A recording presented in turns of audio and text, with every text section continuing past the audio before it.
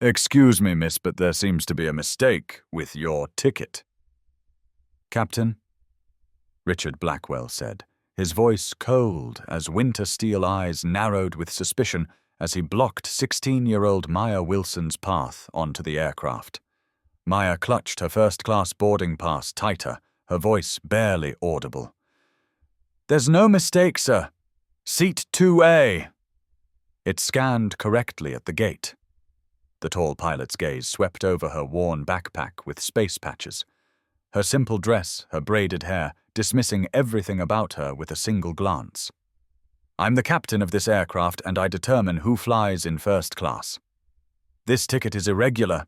Those words, spoken with such casual authority, would start a chain reaction that would cost Captain Blackwell everything: his career, his marriage, his reputation. But in that moment, all he saw was a girl who didn't belong in his first-class cabin. A girl whose dreams of reaching the stars would soon collide with the ugly gravity of prejudice, creating an explosion of consequences neither could have predicted. That collision would happen in exactly 12 minutes, when Air Marshal James Rodriguez would make a decision that would change both their lives forever. Maya Wilson had always been different. While other children on Chicago's South Side played hopscotch and jumped rope, she calculated the trajectories of imaginary spacecraft in her mind. By age 7, she could name every planet and major moon in the solar system. By 12, she was solving complex orbital mechanics problems that confused her high school teachers. Now, at 16, she had accomplished what many professional scientists only dreamed of: creating a revolutionary low-thrust trajectory algorithm that had captured the attention of NASA's Jet Propulsion Laboratory. Her work could potentially save millions in fuel costs for interplanetary missions, using gravity assists and orbital mechanics in ways no one had quite envisioned before. "You've got a gift," Maya, her mentor, Dr. Isabella Navarro, had told her 3 months ago after reviewing her equations. "JPL needs people who see the universe the way you do." The prestigious summer internship offer had arrived 2 weeks later, an almost unheard-of opportunity for someone her age. "We want you in Pasadena as soon as school ends," the letter stated. "First-class accommodation has been arranged. Your contributions will be valued immediately." Maya lived with her mother Diana in a modest 2-bedroom apartment. Diana Wilson worked double shifts as a hospital administrator during the week and at a pharmacy on weekends to keep them afloat after Maya's father died of cancer 6 years ago. Though exhausted most days, Diana never complained. Every sacrifice was worth it to see her daughter's potential bloom. "Your father always said you'd touch the stars one day," Diana often reminded Maya while braiding her hair at night. "He saw it in you before anyone else did." Her father, Marcus Wilson, had been an amateur astronomer who'd spent his life savings on a decent telescope when Maya was 7. Their nights on the apartment rooftop studying the cosmos together remained Maya's most precious memories. After his death, that telescope became her most valued possession. A bridge to him and to the stars they both loved. "The universe doesn't care what you look like or where you come from," he'd told her. "It responds to curiosity, persistence, and mathematics. Remember that when people try to tell you where you belong." Now that weathered telescope sat in her bedroom beside her most recent astrophysics textbooks. Next to it lay a worn notebook containing the first calculations that had eventually led to her breakthrough algorithm, the work that had earned her this opportunity. Maya had never owned many nice clothes. Most of her wardrobe came from thrift stores chosen more for comfort than style. For school presentations and science competitions, she wore the same simple black dress updated with different accessories. It was this dress she had carefully packed for her journey to California, wanting to make a good impression. "You don't need fancy clothes to be brilliant," her mother had reassured her. "Your mind is what matters at JPL." But in quiet moments, Maya worried. She'd experienced the subtle exclusions before: the raised eyebrows when she dominated science competitions, the surprise in people's voices when she spoke about astrophysics, the assumptions made based on her appearance and background. They invited you because of your work, she reminded herself each night before sleep. Your calculations speak for themselves. Yet the doubt persisted. A small voice wondering if she was ready, if she belonged, if she could handle being the youngest person at one of the world's premier scientific institutions. What she didn't yet understand was that the challenges awaiting her wouldn't come from JPL's demanding scientific environment, but would begin before she even left the ground in Chicago. The morning of her flight dawned clear and bright over Chicago. Maya had barely slept, oscillating between excitement and anxiety all night. She'd rechecked her backpack 5 times, laptop, with all her research, backup flash drive notebook, with new calculations, the acceptance letter, her boarding pass ID card. "Did you remember your charges?" Diana asked, setting a plate of scrambled eggs on the kitchen table. Dark circles under her eyes revealed she'd taken an overnight hospital shift so she could drive Maya to the airport. "First thing I packed?" Maya replied, managing a bite of breakfast despite her churning stomach. "And the adapters?" Diana squeezed her daughter's shoulder.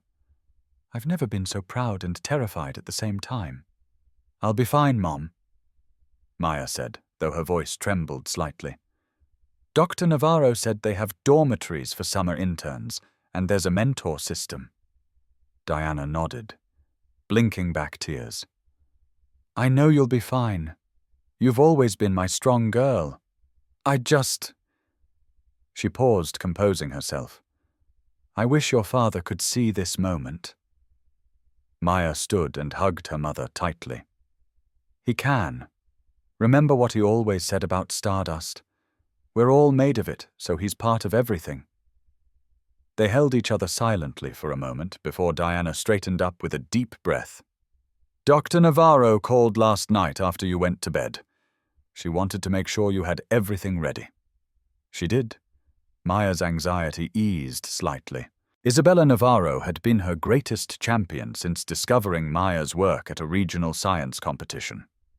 The prominent JPL astrophysicist had personally advocated for Maya's internship, recognizing potential that others might have overlooked.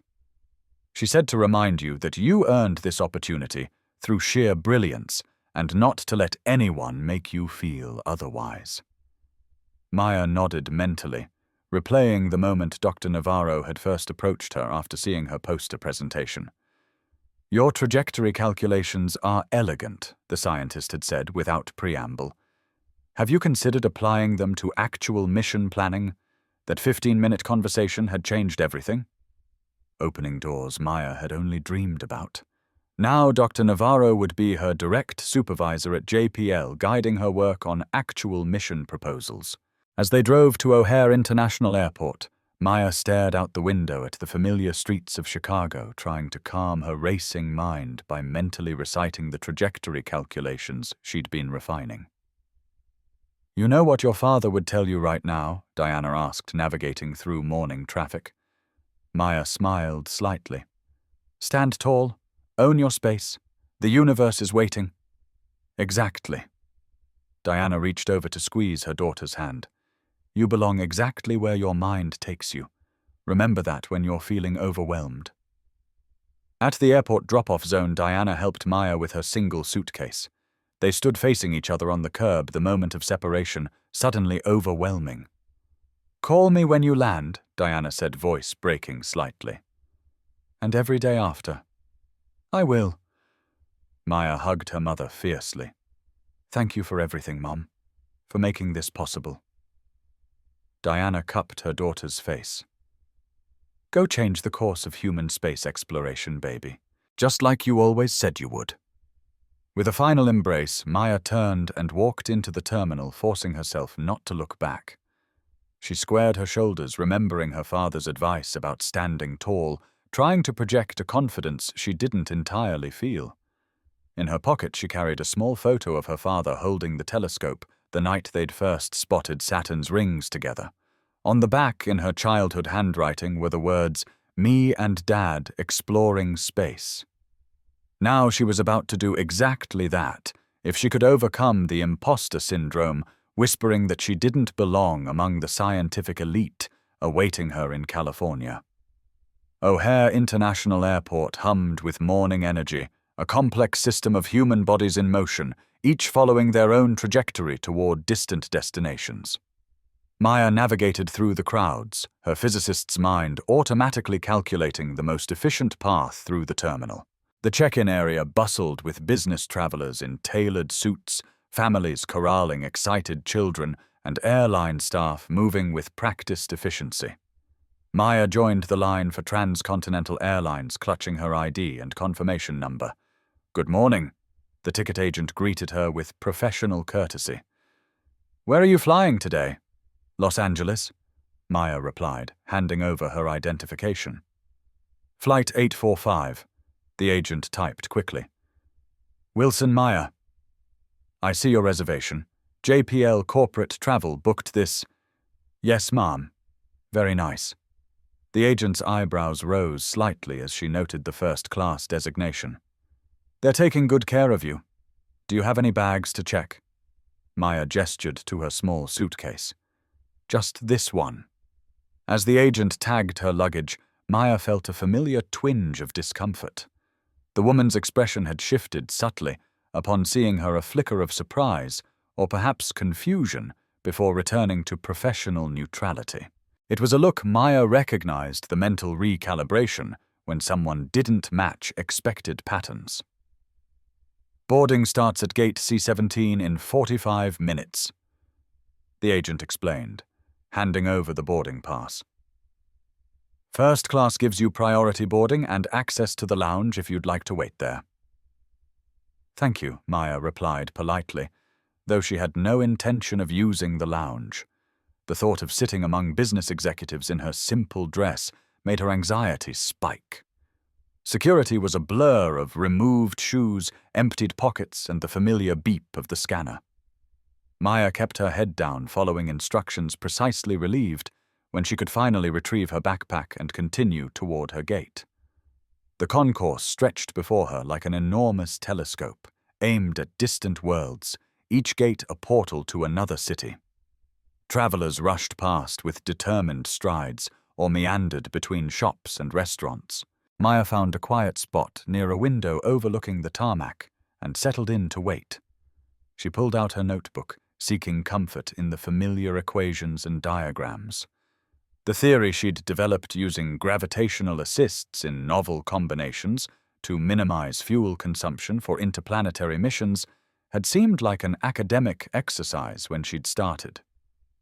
Now JPL wanted to test her calculations against actual mission parameters.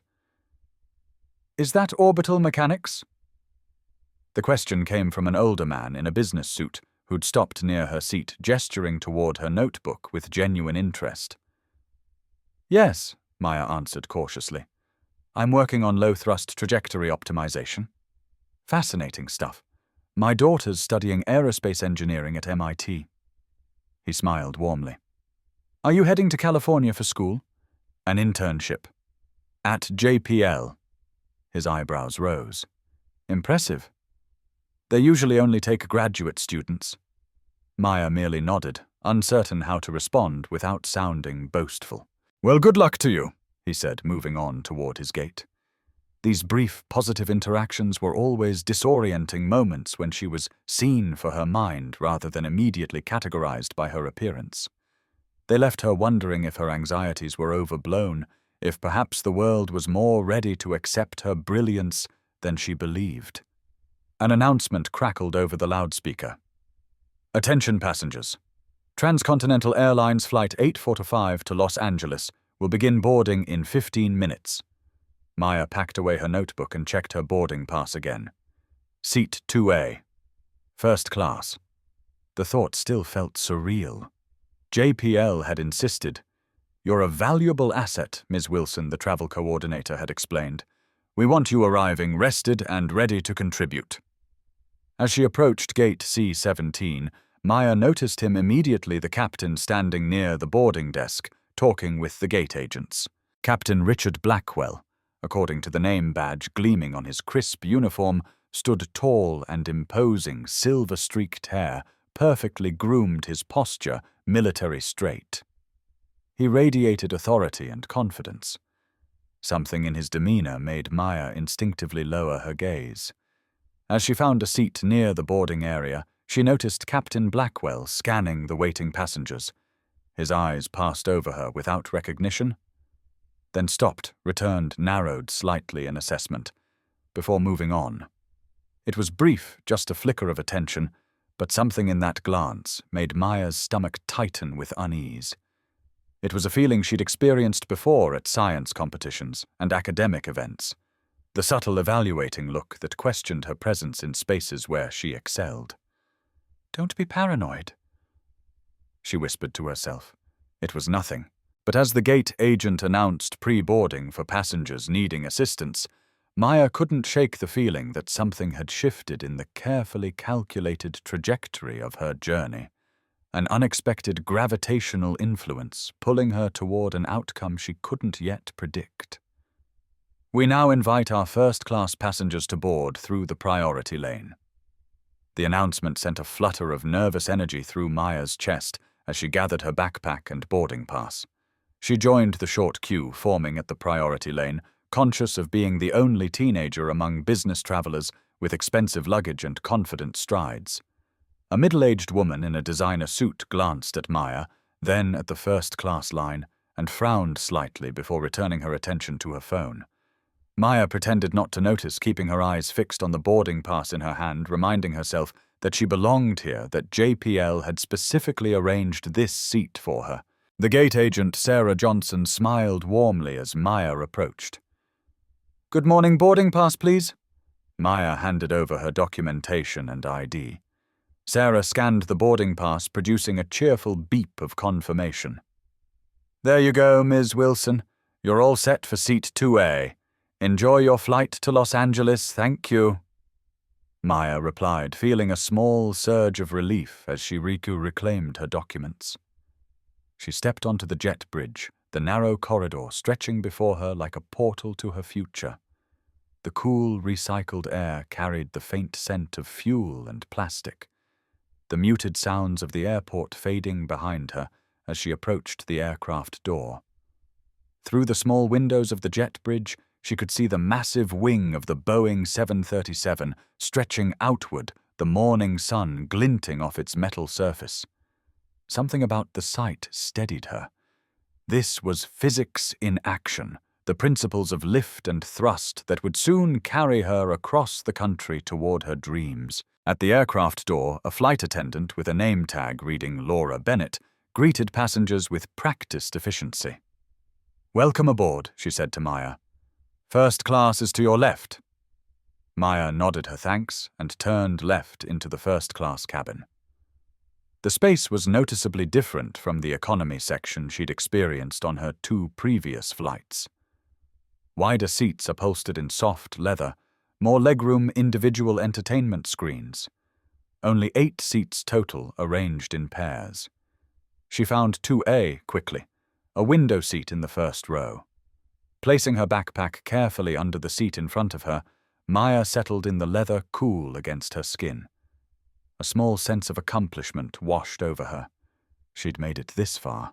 In a few hours, she'd be in California beginning the internship she'd worked so hard to earn. Other first-class passengers filed in, a man in an expensive suit who took 2B beside her with a brief nod, an older couple who occupied the seats across the aisle, a woman in business attire who claimed the seat behind Maya.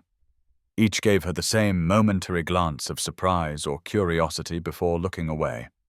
Maya was accustomed to these looks, the subtle double takes when she occupied spaces people didn't expect to see her in. Usually she ignored them, focusing instead on proving her worth through her work. "Can I get you a pre-departure beverage?" Laura asked, stopping at Maya's seat. "Just water, please," Maya replied. The flight attendant returned moments later with a glass of ice water on a small napkin. "First time in first class?" she asked kindly. Maya nodded. "Yes, I'm heading to an internship in Pasadena." "Well, congratulations," Laura said with genuine warmth. "Let me know if you need anything during the flight." The brief, friendly interaction eased some of Maya's tension. Perhaps this journey would be smoother than she'd anticipated. Perhaps the lingering unease she'd felt at the gate had been mere paranoia. Her own insecurities projecting concerns where none existed. Through the cabin window, she could see ground crew moving efficiently around the aircraft, loading luggage, checking systems. Beyond them, other planes taxied along runways or waited at gates, all part of the complex choreography of air travel. She was just beginning to relax when a shadow fell across her seat. "Excuse me, miss, but there seems to be a mistake with your ticket." The cold, authoritative voice made Maya look up with a start. Captain Richard Blackwell stood in the aisle, his tall figure looming over her seat, blocking the overhead light. His face was set in stern lines, eyes narrowed beneath silver brows. "There's no mistake," Maya said, her voice coming out smaller than intended. "Seat 2A." It scanned correctly at the gate. The captain's jaw tightened. "I need to see your boarding pass." Maya's hand trembled slightly as she retrieved the document from her pocket and held it out. Captain Blackwell took it between two fingers, as if reluctant to touch it more than necessary. His eyes scanned the information, his expression darkening. "This doesn't seem right," he said. Voice low, but carrying enough that nearby passengers glanced over with curiosity. "First class is typically reserved for our regular business travelers and premium members." Heat rose to Maya's cheeks as she felt eyes turning toward her. "JPL Jet Propulsion Laboratory booked the ticket for me," she explained. "I'm starting an internship there tomorrow." The captain's eyebrows rose fractionally. "JPL," he repeated his tone, making it clear he found this claim dubious. "And they booked a first-class ticket for an intern." The way he emphasized intern carried unmistakable skepticism. Maya felt her throat constrict as familiar anxiety tightened around her chest. This was happening again, the questioning, the doubting, the subtle implication that she didn't belong. "Yes, sir," she managed. "I have the confirmation email if you need to see it." "That won't be necessary," Captain Blackwell replied, handing back the boarding pass with visible reluctance. "I'll need to verify this situation with the gate agent. Please gather your belongings and step into the jet bridge." The businessman in 2B looked up from his phone with a frown. "Is there a problem?" "No problem, sir," the captain answered smoothly. "Just a ticketing issue we need to resolve." Maya sat frozen, the instruction to move washing over her like ice water. The first-class cabin suddenly seemed suffocatingly small, the curious or concerned glance of other passengers unbearable. This wasn't supposed to happen. Her ticket was legitimate. She had every right to be here. "I don't understand," she said, finding her voice despite the tightness in her chest. The boarding pass scanned correctly. "The seat is assigned to me. Miss Wilson."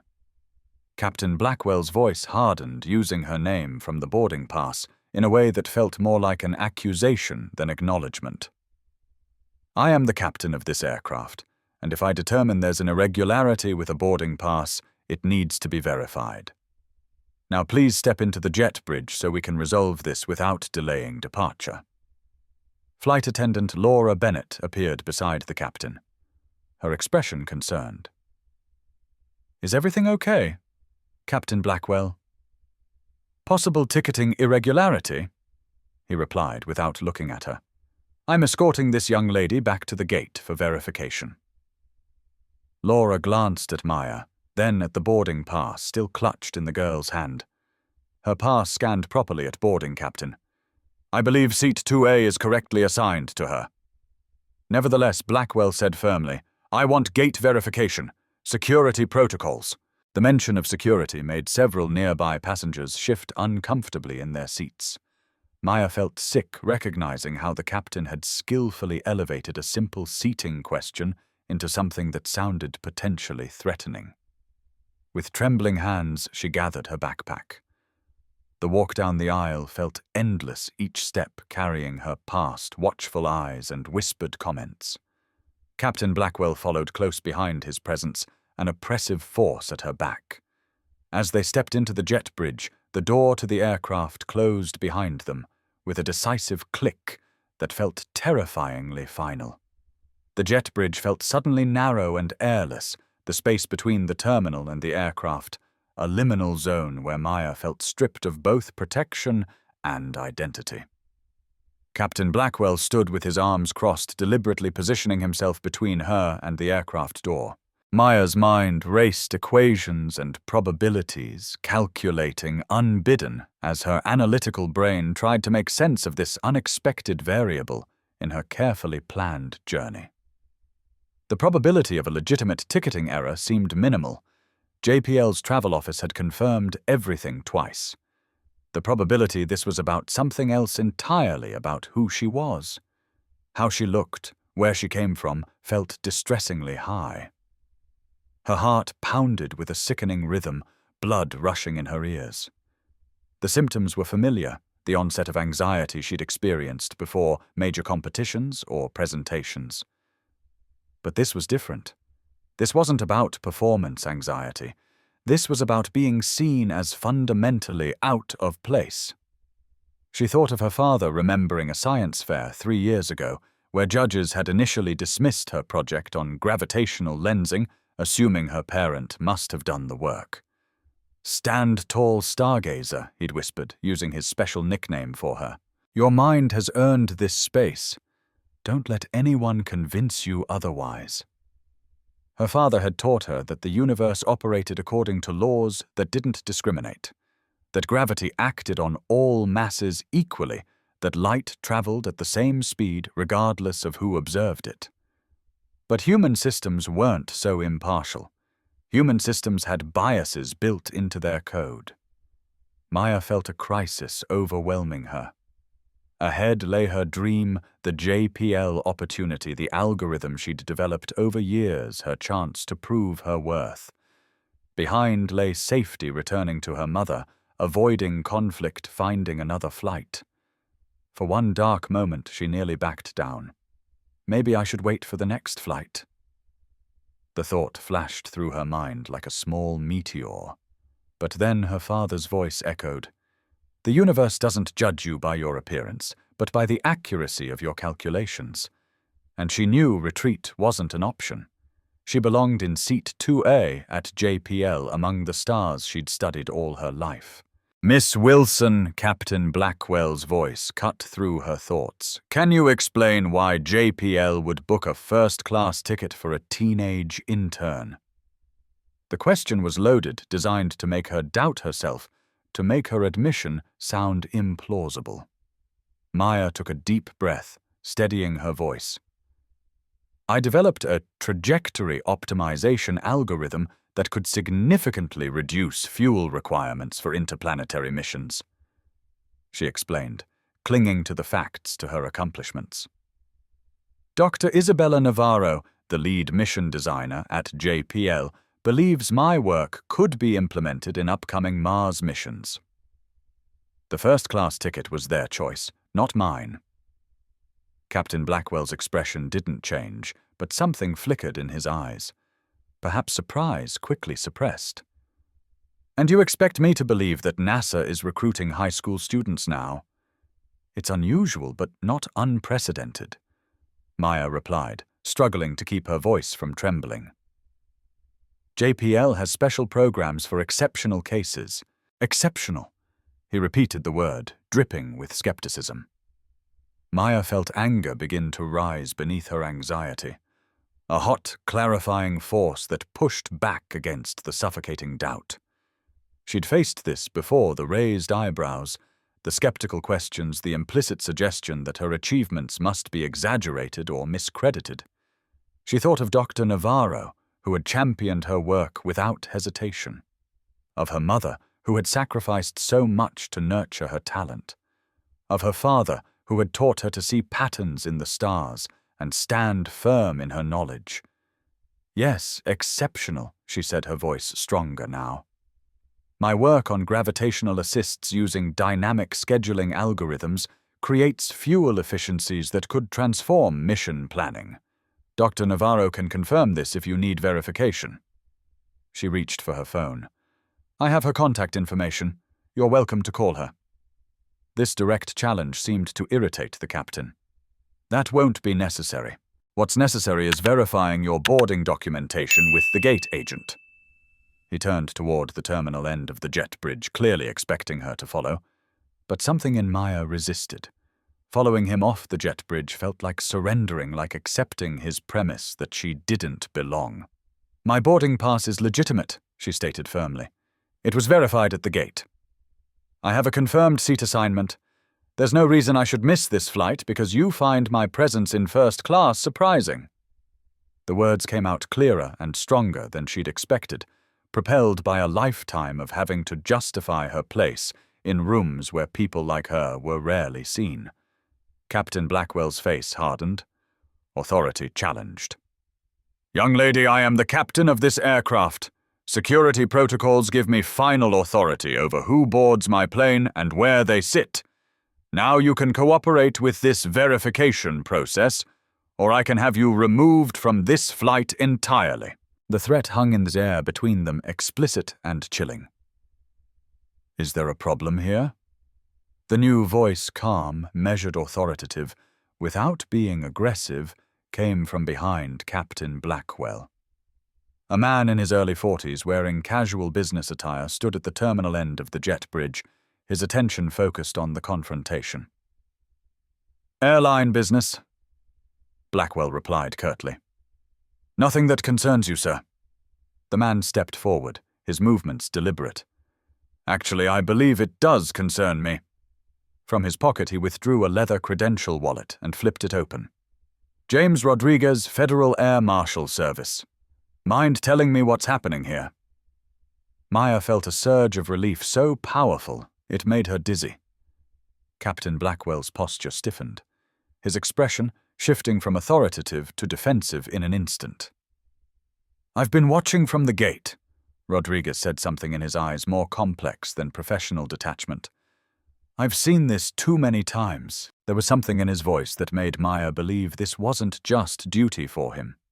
Later on the plane, he would tell her about his sister, a brilliant aerospace engineering student who had been denied an internship because she didn't fit the company image. Rodriguez had vowed never to stand by watching injustice unfold before his eyes.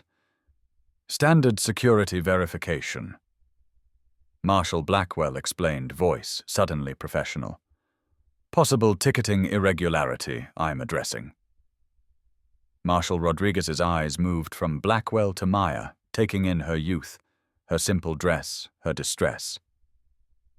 I see. And the specific irregularity is...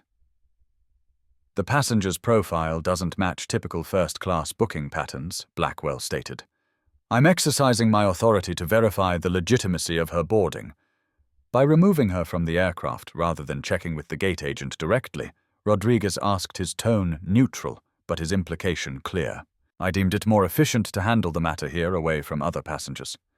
Rodriguez nodded slowly. Ms. Wilson, Maya supplied. Maya Wilson. Ms. Wilson, may I see your boarding pass, please? She handed it over, watching as the air marshal examined it carefully.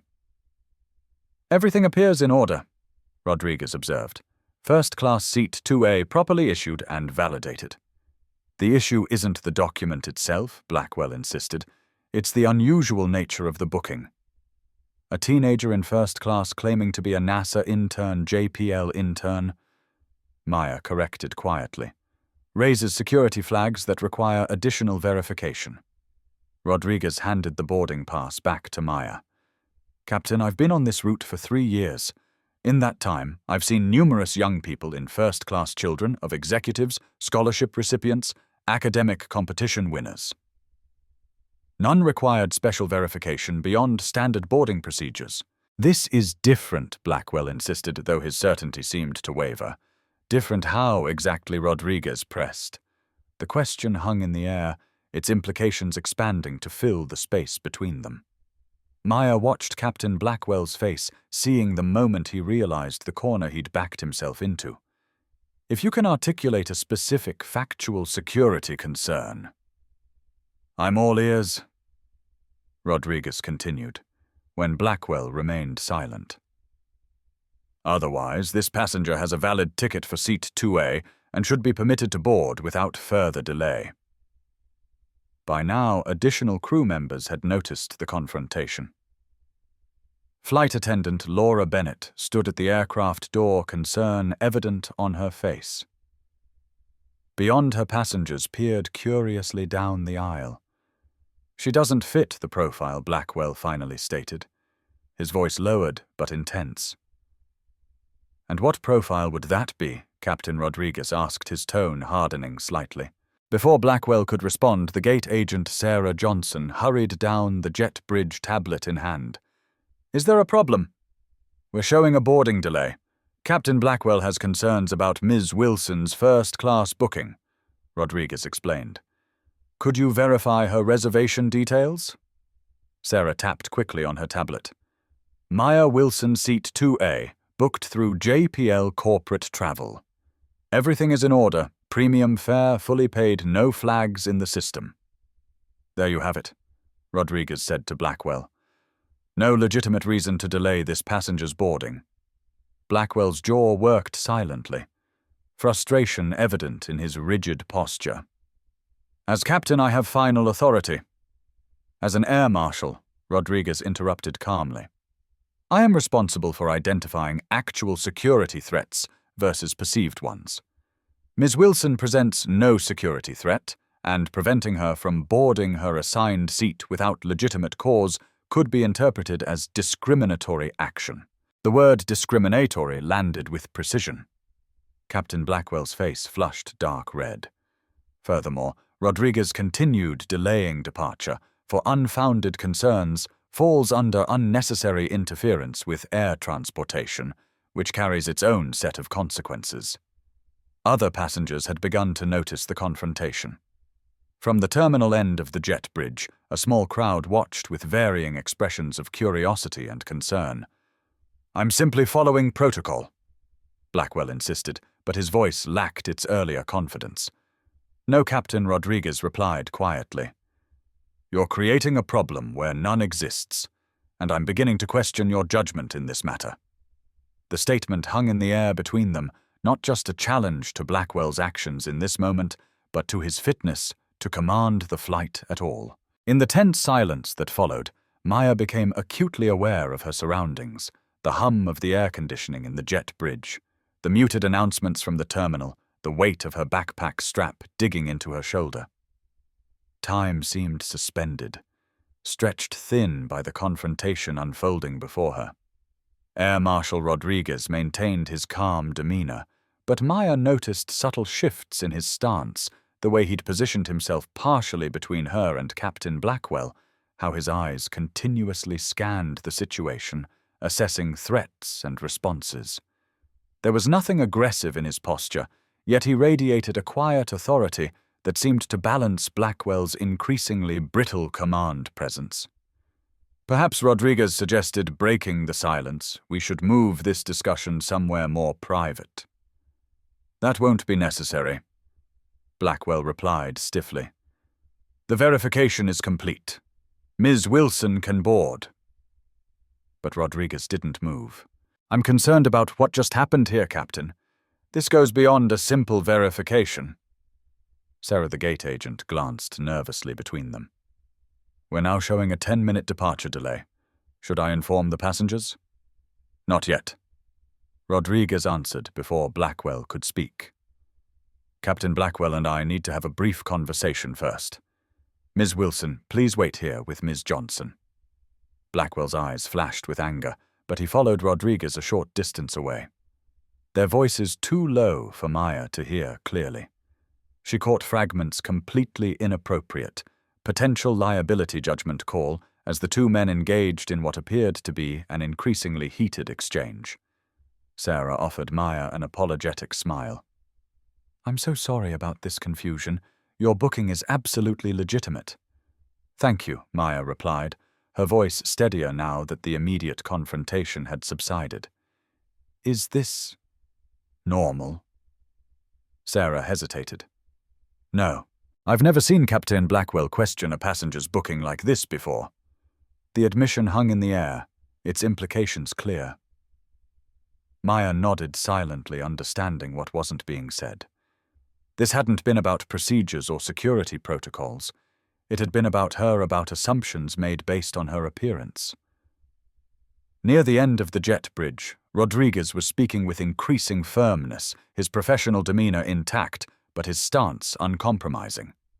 Blackwell's responses had grown shorter, his posture rigid with suppressed anger. Maya watched as Rodriguez pulled out his phone and appeared to make a call, turning slightly away from Blackwell.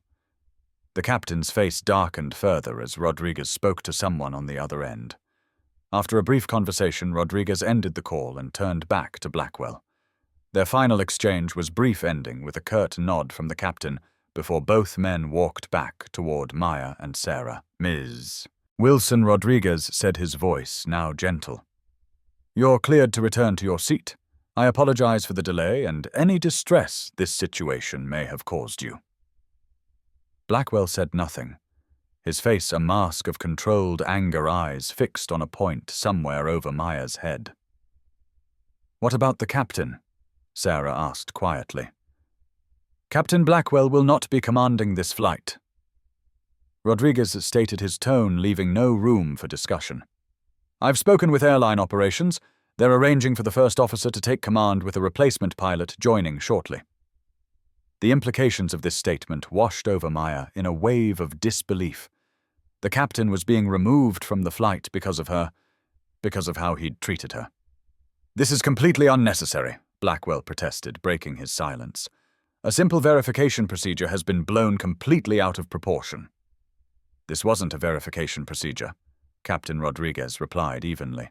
"This was a pattern of behavior that raised serious concerns about your judgment and impartiality. The airline agrees that under the circumstances, it's best if you sit this flight out." Blackwell's face flushed again. For a moment, Maya thought he might argue further, but something in Rodriguez's steady gaze seemed to deflate him. Without another word, he turned and strode toward the terminal, back rigid with indignation. Maya stood frozen, trying to process what had just happened. The confrontation had escalated beyond anything she could have imagined when she'd first been questioned about her ticket. Ms. Wilson Rodriguez said gently, drawing her attention back. "Are you comfortable continuing on this flight? If you'd prefer, we can arrange alternative transportation to Los Angeles." The question surprised her. In the chaos of the confrontation, she hadn't considered that she had choices, that her comfort and sense of safety mattered in this equation. I need to get to Pasadena today," she managed. "My internship starts tomorrow." Rodriguez nodded. "Then let's get you back to your seat. I'll be on this flight as well if you need anything." With that simple reassurance, he had acknowledged both her immediate needs and the lingering impact of what she'd just experienced. It was a small kindness, but in that moment it felt enormous. Laura Bennett stood at the aircraft door, her expression a mixture of concern and confusion as Maya and Air Marshal Rodriguez approached. Beyond her curious faces peered down the aisle, passengers wondering about the delay and the drama unfolding in the jet bridge. "Everything okay?" Laura asked, her gaze moving between them. "Ms. Wilson will be resuming her seat in 2A," Rodriguez explained calmly. "There's been a change in the flight deck. Captain Blackwell will not be commanding this flight. The first officer will be taking over with a replacement pilot joining shortly." Laura's eyes widened. "Captain Blackwell is being removed." "Yes." Rodriguez confirmed without elaboration. "Airline operations has been notified. They'll brief the crew on next steps." Maya could feel the weight of stares as she re-entered the first-class cabin. Whispers rippled through the passengers as she made her way back to seat 2A, the same short walk that had felt so humiliating earlier, now amplified by speculation and curiosity. The businessman in 2B glanced up from his phone as she settled in beside him. "Everything all right?" he asked, his tone suggesting genuine concern rather than mere curiosity. "Yes," Maya answered, not trusting herself to say more, without her voice betraying her lingering distress. Over the cabin speakers, Laura's voice announced, "Ladies and gentlemen, we apologize for the delay. We're experiencing a crew change and should be underway shortly. Please remain seated with your seatbelts fastened." The ripple of murmurs that followed made it clear that a captain being replaced moments before takeoff was highly unusual. Maya kept her eyes fixed on her hands in her lap, wishing she could become invisible, wishing the entire incident had never happened.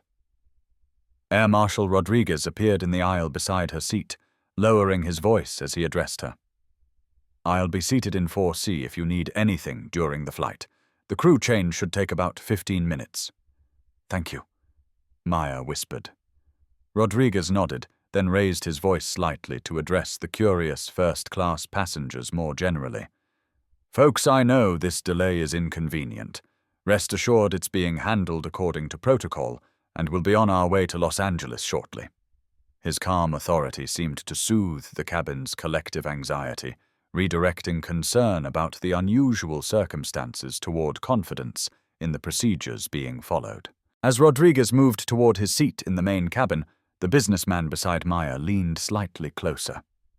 "I couldn't help overhearing earlier," he said quietly. "JPL internship, huh? Impressive." The simple acknowledgement, the first normal interaction since the confrontation began, almost broke her composure. She nodded, swallowing hard. "My daughter's starting at MIT in the fall," he continued conversationally, apparently sensing her need for normalcy. "Aerospace engineering. She'd be fascinated by your trajectory work." "Thank you," Maya managed, grateful for his kindness but struggling to engage.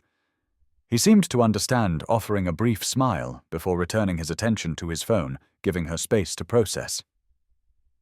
20 minutes later, a new pilot boarded the aircraft, exchanged brief words with the flight attendants, and disappeared into the cockpit. Shortly after, Laura's voice came over the speakers again. "Ladies and gentlemen, this is Laura Bennett, your lead flight attendant. We apologize for the delay in our departure. We've completed our crew change and are now preparing for pushback. Flight time to Los Angeles remains approximately 4 hours and 15 minutes. The rest of the safety briefing washed over Maya in a blur as she stared out the window, watching ground crew disconnect equipment from the aircraft. The confrontation with Blackwell kept replaying in her mind, his dismissive glance, his skeptical tone, the way he had so easily questioned her, right to be exactly where she was supposed to be. What would have happened if Air Marshal Rodriguez hadn't appeared? Would she have been removed from the flight entirely? Would she have missed her first day at JPL? Would anyone have believed her account of what happened? The questions circled in her mind like debris, trapped in orbit, unable to break free and burn up in the atmosphere of resolution. The aircraft began to move, backing away from the gate and taxiing toward the runway. Beside her, the businessman who had introduced himself as Michael Chen, a software executive, continued to provide a gentle buffer of normality, commenting occasionally on the weather or asking non-intrusive questions about her interest in astrophysics. As the engines roared to life for takeoff, Maya gripped the armrests, her body responding to the familiar sensations of acceleration, while her mind remained caught in the gravity well of the confrontation. The aircraft lifted off, climbing into the clear Chicago sky, leaving O'Hare International and Captain Richard Blackwell behind. But Maya knew that what had happened in that jet bridge would travel with her an unwelcome companion on her journey to the stars. At 30,000 feet above the American heartland, Maya finally began to breathe more easily. The physical distance from O'Hare from Blackwell provided a measure of perspective that had been impossible in the heat of confrontation. The steady hum of the engines and the gentle vibration of the aircraft created a cocoon of white noise that helped quiet her racing thoughts. Laura approached with a warm smile. "Can I get you anything to drink?" "Ms. Wilson, water, please," Maya replied. "And thank you for earlier." Laura nodded, understanding in her eyes. "You did nothing wrong," she said quietly before moving to serve other passengers. Those 4 words, simple, direct, affirming, loosened something in Maya's chest. She had done nothing wrong. She belonged in this seat. Her ticket was legitimate. Her accomplishments were real. The problem had been Blackwell's perception, not her reality. From his seat in the main cabin, Air Marshal Rodriguez had been watching the first-class section periodically, his gaze checking on Maya without being intrusive. Now, as the seatbelt sign switched off, he rose and made his way forward, pausing beside her row. "How are you holding up?" he asked, his voice pitched for privacy. "Better," Maya answered honestly. "Still processing everything." Rodriguez nodded. "That's understandable. What happened was serious and shouldn't be minimized." He glanced around, noting the curious gazes of nearby passengers. "Would you mind if I joined you for a few minutes? There are some things you should know about what happened back there." Maya gestured to the empty aisle seat across from her, vacated temporarily by its occupant. Rodriguez settled into it, his posture professional, but not intimidating. First, he began.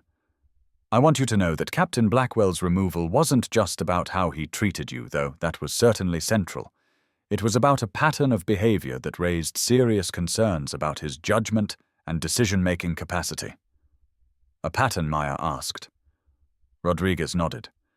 "When I contacted airline operations, they revealed this wasn't the first incident involving Blackwell questioning passengers' seating assignments under suspicious circumstances.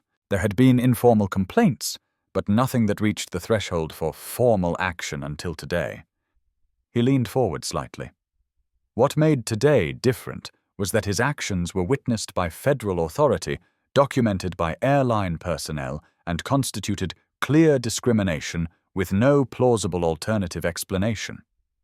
Maya absorbed this information, turning it over in her mind. "So if you hadn't been there, if I hadn't been there, Rodriguez confirmed you might have been removed from the flight based on his security concerns, which were transparently baseless." The realization sent a chill through her. The randomness of it, that her future had hinged on the chance presence of an air marshal, was unsettling. "What will happen to him?" she asked, unsure why she cared, but needing to understand the consequences. "That's largely up to the airline," Rodriguez explained. "But my report will trigger a mandatory review of his fitness for command. At minimum, he'll face suspension pending investigation and likely sensitivity training. At worst, depending on what the investigation uncovers about previous incidents, he could lose his position permanently." The weight of these potential consequences settled uncomfortably on Maya's shoulders. She hadn't wanted this outcome when she boarded, hadn't wanted any of this. She'd just wanted to get to her internship without incident, to be judged on her work rather than her appearance. Rodriguez seemed to read her thoughts. "None of this is your responsibility," he said gently but firmly. "You didn't create this situation. You didn't escalate it. You simply existed in a space where Blackwell didn't think you belonged, and he abused his authority to try to remove you from it." Put so plainly, the injustice of it crystallized in Maya's mind. She nodded slowly. "I should mention," Rodriguez continued, "that as a federal air marshal, I'm required to file an official report about this incident. Your name will be in that report as the affected passenger. There's also a possibility that airline representatives may contact you for a statement as part of their internal investigation." Maya hadn't considered the bureaucratic aftermath of the confrontation. The thought of having to relive it through formal statements was daunting. "Would I have to appear somewhere? My internship starts tomorrow, and it's really important." "No appearances required," Rodriguez assured her. "Any statement could be provided in writing or by phone, and it would be entirely your choice whether to participate in the airline's investigation." He paused, considering his next words carefully. "There's also the question of whether you want to pursue this matter further on your own behalf, filing a formal complaint, or pursuing other remedies." "I don't think I want that," Maya said quickly. "I just want to focus on my internship, on the work I'm going to do at JPL." Rodriguez nodded, respecting her decision. "That's completely understandable." Just know that if you change your mind, or if you experience any further issues as a result of today's events, my contact information is on this card." He handed her a simple business card with his name and phone number. "Thank you," Maya said, tucking the card into her backpack. "For everything." "I was just doing my job," Rodriguez replied with a slight smile. "Though I will say it's not often I get to hear about revolutionary trajectory algorithms in the process. Your work sounds fascinating." The genuine interest in his voice, free from skepticism or condescension, was a balm after Blackwell's dismissive attitude. It started as a theoretical exercise. Maya found herself looking at how to optimize fuel consumption by using multiple gravitational assists in combinations that haven't been tried before. As she spoke about her work, Maya felt herself settling back into her skin, reconnecting with the passion and purpose that had carried her to this moment. The confrontation with Blackwell began to recede, not forgotten, but properly contextualized as an obstacle overcome rather than a defining trauma. Rodriguez listened attentively, asking thoughtful questions that revealed a layperson's interest in space exploration. Their conversation gradually shifted the atmosphere around them, transforming Maya from the girl who caused the captain to be removed to the young scientist heading to JPL, at least in the perception of nearby passengers who overheard fragments of their discussion. By the time Rodriguez returned to his seat, Maya felt steadier. The incident hadn't disappeared, but it had been contained, prevented from expanding to engulf her entire journey or sense of self. As the aircraft continued its westward trajectory, Maya turned to look out the window. Below, the patchwork landscape of America stretched to the horizon: farms, towns, rivers, mountains. Somewhere ahead lay California JPL and the work she'd been preparing for her entire young life. Captain Blackwell had tried to alter her trajectory, to divert her from her rightful path. He had failed. And in that failure lay an important lesson about orbits and influence, about how some forces might temporarily perturb your course, but cannot ultimately prevent you from reaching your destination if your calculations are sound and your direction is true. The remainder of the flight passed in a blur of intermittent sleep, half-finished movies on the entertainment screen, and quiet contemplation.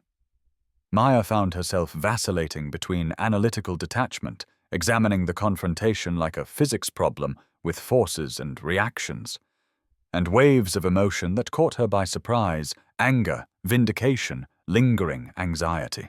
Laura checked on her, periodically bringing fresh water and a warm cookie without being asked. "How are you doing?" she inquired. During one such visit, her voice low and kind. "I'm okay," Maya answered, managing a small smile. "Better." "Good." Laura hesitated, then added, "For what it's worth, most of us aren't like Captain Blackwell. What he did was wrong, and I'm sorry it happened on our flight." The simple acknowledgement, the validation that she hadn't imagined or exaggerated the injustice of the situation, meant more than Maya could express. She nodded gratefully, words temporarily beyond her reach. Michael Chen, the businessman beside her, had proven to be an unexpectedly supportive presence.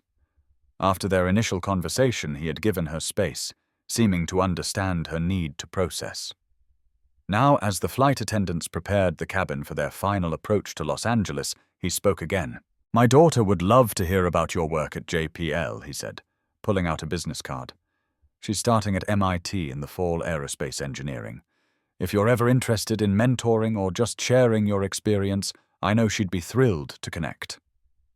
Maya accepted the card, touched by the implicit recognition of her expertise, the assumption that she had something valuable to offer, that her knowledge was worth sharing. "Thank you," she said. "I'd be happy to talk with her." As the aircraft began its descent toward LAX, Maya gazed out to the window at the sprawling metropolis below, the grid of streets stretching toward distant mountains. Somewhere in that landscape lay JPL and the next chapter of her journey. The thought brought a renewed sense of purpose and anticipation. Air Marshal Rodriguez appeared in the aisle, as passengers began gathering their belongings after landing.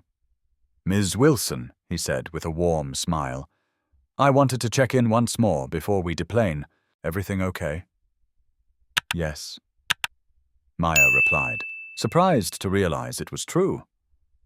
"I'm feeling much better. Glad to hear it. Remember, my contact information is there if you need anything." He paused, then added, "What happened today shouldn't have happened.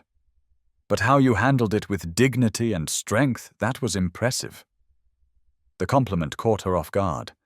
In the midst of processing the injustice of the situation, she hadn't considered her own response as worthy of note. "I was just trying to stand my ground," she said. "Exactly," Rodriguez affirmed. "Many adults twice your age wouldn't have shown half your composure."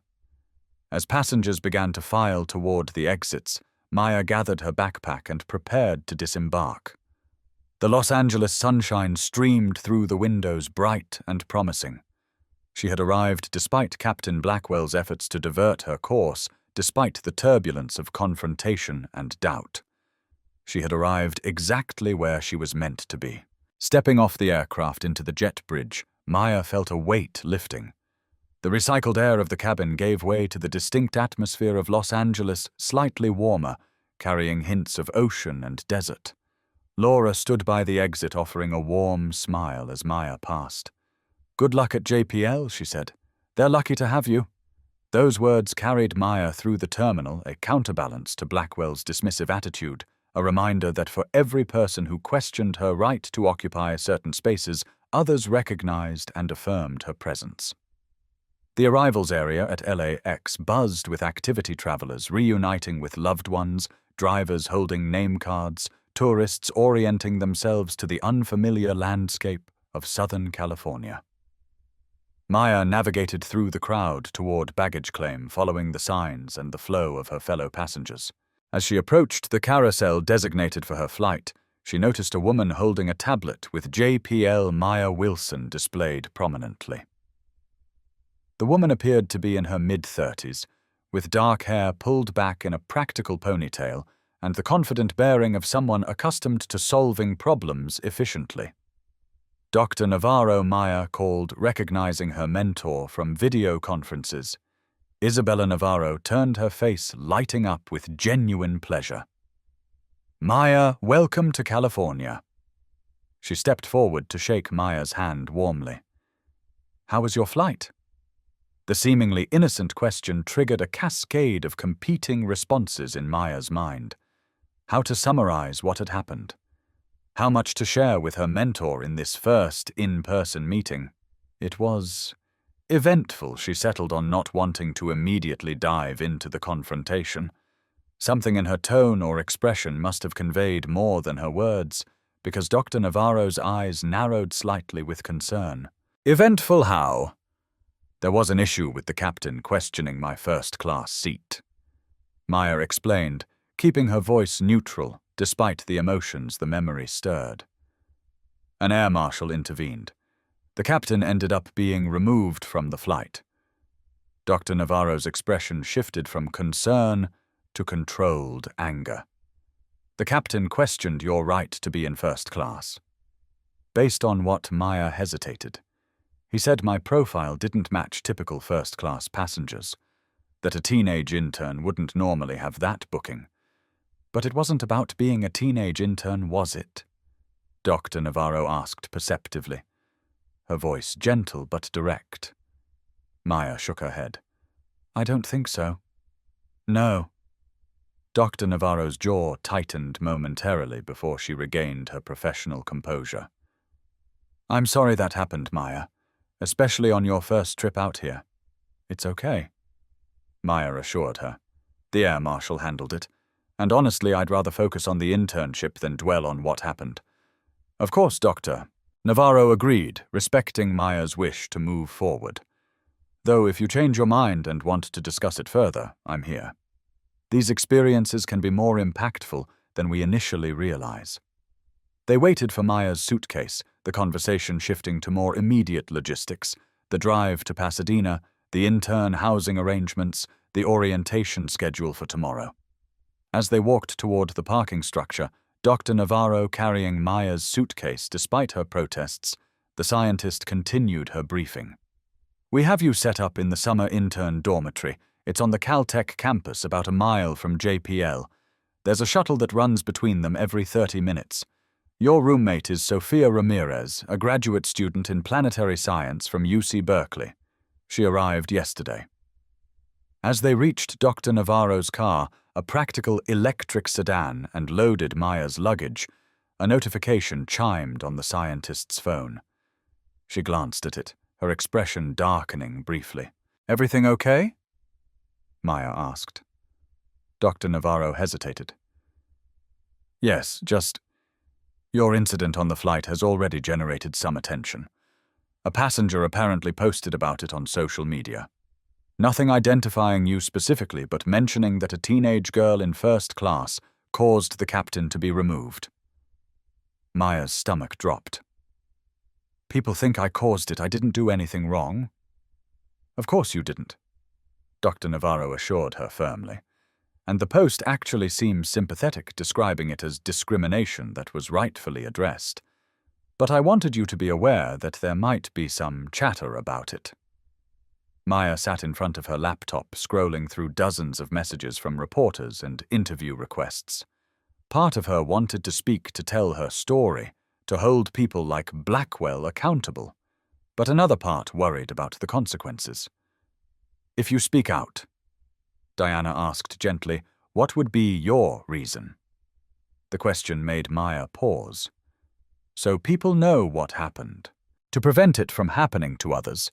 And if you stay silent, to focus on my work, to be defined by my scientific achievements, not by being discriminated against." Mother and daughter looked at each other, understanding there was no perfect choice. Finally, Maya decided to write a brief statement declining interviews, but requesting the airline implement meaningful changes. It was a choice that aligned with who she was, practical, solution-oriented, while still maintaining her voice. As they drove away from LAX toward Pasadena, Maya stared out of the window at the passing landscape, palm trees, highways, distant mountains hazed by afternoon heat. The physical journey from Chicago to Los Angeles was complete, but she sensed that the repercussions of what had happened on that jet bridge were still unfolding. Maya, Dr. Navarro said after a period of comfortable silence, "I want you to know something. JPL invited you here because your work is exceptional. Your algorithm has the potential to revolutionize how we plan missions. That's what matters, your mind, your contributions." She paused, then added with quiet intensity, "There will always be people like that, Captain, who question your presence in spaces they've traditionally controlled. Don't let them distract you from your path. The universe doesn't care about their prejudices. It responds only to the accuracy of your calculations." The words echoed Maya's father's teaching so closely that tears sprang unexpectedly to her eyes. She blinked them back, touched by the parallel and the reminder that her father's wisdom continued to find validation in unexpected places. "Thank you," she said simply. Dr. Navarro nodded, seeming to understand the depth of emotion behind those two words. "We're glad you're here, Maya. Tomorrow you start helping us map new trajectories to the stars. That's what matters now." As they continued toward Pasadena, Maya felt her focus gradually shifting from the confrontation with Blackwell to the opportunities awaiting her. The captain had tried to deny her rightful place. He had failed. Now she would step into that place, not just the physical space of Seat 2A, but the intellectual space she had earned at one of the world's premier scientific institutions. In that way, perhaps the confrontation had been a fitting prelude to her internship. A reminder that pioneering new paths, whether through space or society, often meant facing resistance from those invested in maintaining old trajectories. The Jet Propulsion Laboratory sprawled across its campus in the foothills of the San Gabriel Mountains, a collection of buildings where humanity's most ambitious dreams of space exploration took tangible form. On her first morning, Maya stood at the entrance taking in the NASA logo and feeling a surreal blend of excitement and intimidation. First-day jitters asked Sofia Ramirez, her roommate, who had offered to accompany her to orientation. "A little," Maya admitted. "It's a lot to take in." "You'll be fine," Sofia assured her, with the confidence of a second-year grad student. "Everyone I've met has been incredibly supportive. Besides, they wouldn't have invited you if they didn't believe you could contribute." The orientation session introduced Maya to the other summer interns, a diverse group ranging from undergraduates to PhD candidates, all specializing in different aspects of space exploration. At 16, Maya was indeed the youngest, but the focus remained refreshingly on expertise rather than age. "Each of you brings unique skills and perspectives to JPL," the orientation leader explained. "That diversity of thought is our greatest strength in solving the complex challenges of space exploration." After the general session, Dr. Navarro appeared to escort Maya to the Mission Design Center where she would be working. As they walked through the corridors, the scientist pointed out key landmarks: the mission control rooms, the spacecraft assembly facility, visible through large windows, the cafeteria, where informal collaborations often produced breakthrough ideas over coffee. "And this," Dr. Navarro announced, stopping before a glass-walled conference room, "is where we'll be implementing your trajectory algorithm for preliminary testing." Inside, 3 engineers looked up from their computer screens and tablets. Dr. Navarro made the introductions. "Everyone, this is Maya Wilson, the algorithm developer I've been telling you about. Maya, meet Alex Chen, our guidance navigation specialist, Rahul Patel, propulsion systems, and Maria Gonzalez, mission architecture." The team welcomed her with professional courtesy, though Maya detected subtle surprise in their expressions, the now familiar recalibration that occurred when people matched her age and appearance with her accomplishments. "We've been reviewing your paper," Alex commented, gesturing to a tablet displaying Maya's equations.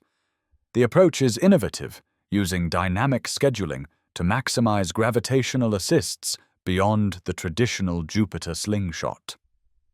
"The fuel efficiency projections are remarkable," Rahul added.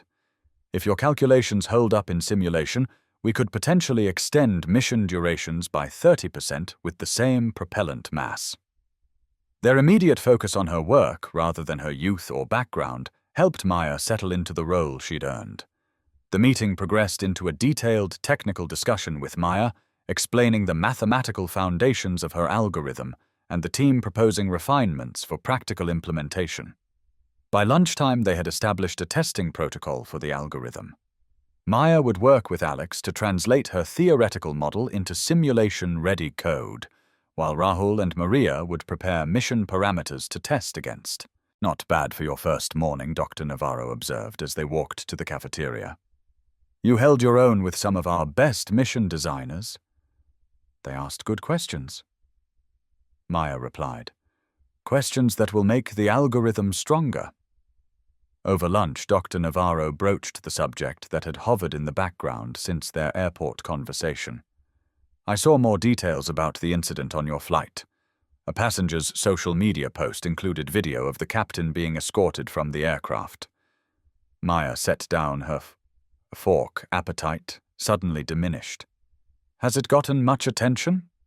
Some, Dr. Navarro acknowledged. "Mostly aviation forums discussing the unusual circumstance of a captain being removed. Your name isn't mentioned, but there are comments about a young black female passenger being involved." Maya sighed. "I just wanted to get here and do the work. I didn't want all this." "I understand," Dr. Navarro said gently. "And for what it's worth, most of the discussion seems supportive of the Air Marshal's actions. But I thought you should know it's out there. Thank you for telling me." Dr. Navarro hesitated, then continued with careful precision. "Maya, I've been in science for 20 years. What I've learned is that remarkable minds often face unremarkable obstacles, people who can't see beyond their own limited perspectives." She leaned forward slightly.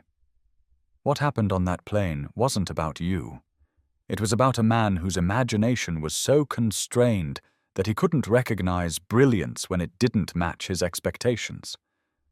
The insight struck Maya with particular clarity, the idea that Blackwell's failure had been one of imagination first before it became one of prejudice and abuse of authority. "The work you're doing here," Dr. Navarro continued, "is about expanding human potential beyond Earth. But sometimes the hardest frontiers to cross aren't in space, they're in people's minds." That afternoon, immersed in coding with Alex, Maya found unexpected healing in the mathematical precision of her work. The algorithm didn't care about her age, her appearance, or the incident on the plane. It responded only to the logic of her calculations, the elegance of her approach to navigating gravitational fields.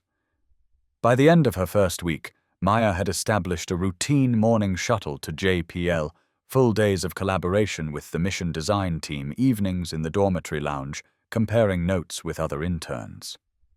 The incident with Blackwell receded gradually in her daily consciousness, though it occasionally resurfaced in quiet moments. During a video call home, her mother noticed the subtle change in her demeanor. "Something happened, didn't it?" Diana asked with maternal perception. "Something you haven't told me about." Maya hesitated, then shared the story of the confrontation on the jet bridge. Her mother listened in silence, her expression shifting from concern to anger to fierce pride. "You stood your ground," Diana said. When Maya finished, "Just like your father taught you."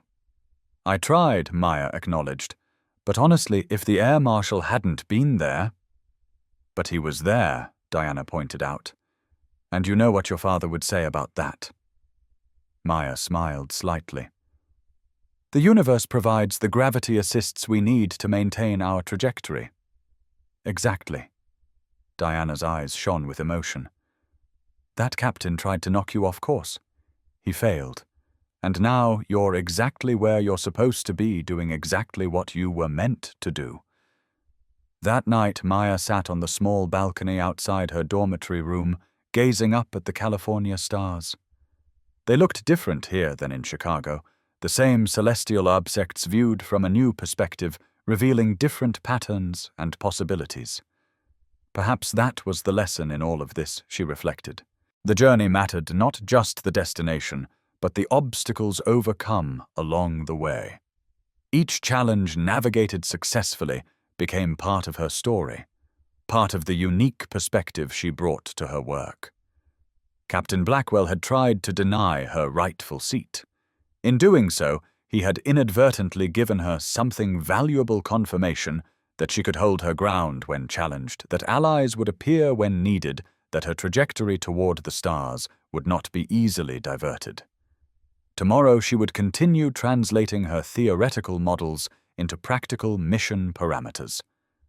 The universe awaited her calculations, indifferent to the small-minded obstacles some humans might place in her path.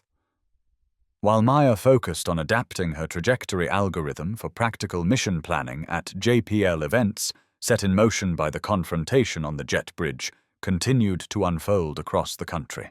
In Transcontinental Airlines corporate headquarters in Dallas, the incident report filed by Air Marshal Rodriguez had triggered an immediate internal investigation.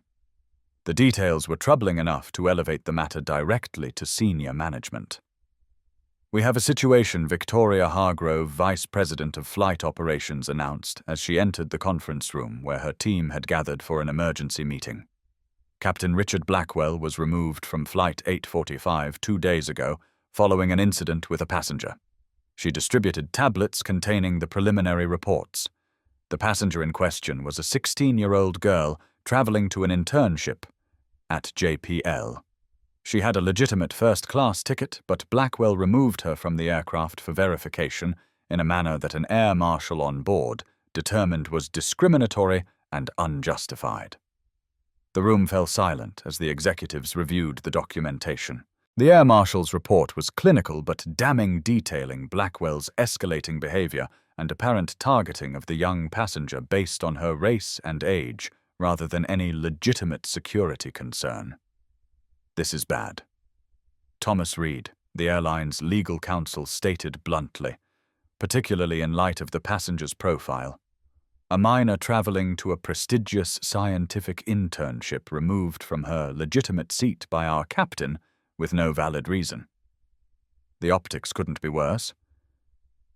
"It gets worse," Victoria replied grimly. A passenger posted video of Blackwell being escorted from the aircraft.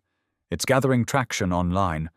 Aviation forums are discussing it, and mainstream outlets are starting to pick up the story. She pulled up a news clip on the main screen. "Airline captain removed after allegedly discriminating against young black passenger." The headline hovered above a blurry image captured from the passenger video. "Have we reached out to the passenger?" asked Daniela Morales from Customer Relations. "We've identified her as Maya Wilson, Victoria confirmed. I've instructed our team to proceed with extreme care. She's a minor, so any contact needs to be handled appropriately, potentially through her parent or guardian. And given the nature of the incident, we need to ensure our approach doesn't come across as attempting to silence her." Thomas Reed nodded agreement. "Our priority should be a formal apology and appropriate compensation, but we need to be careful not to imply admission of anything that could expand liability.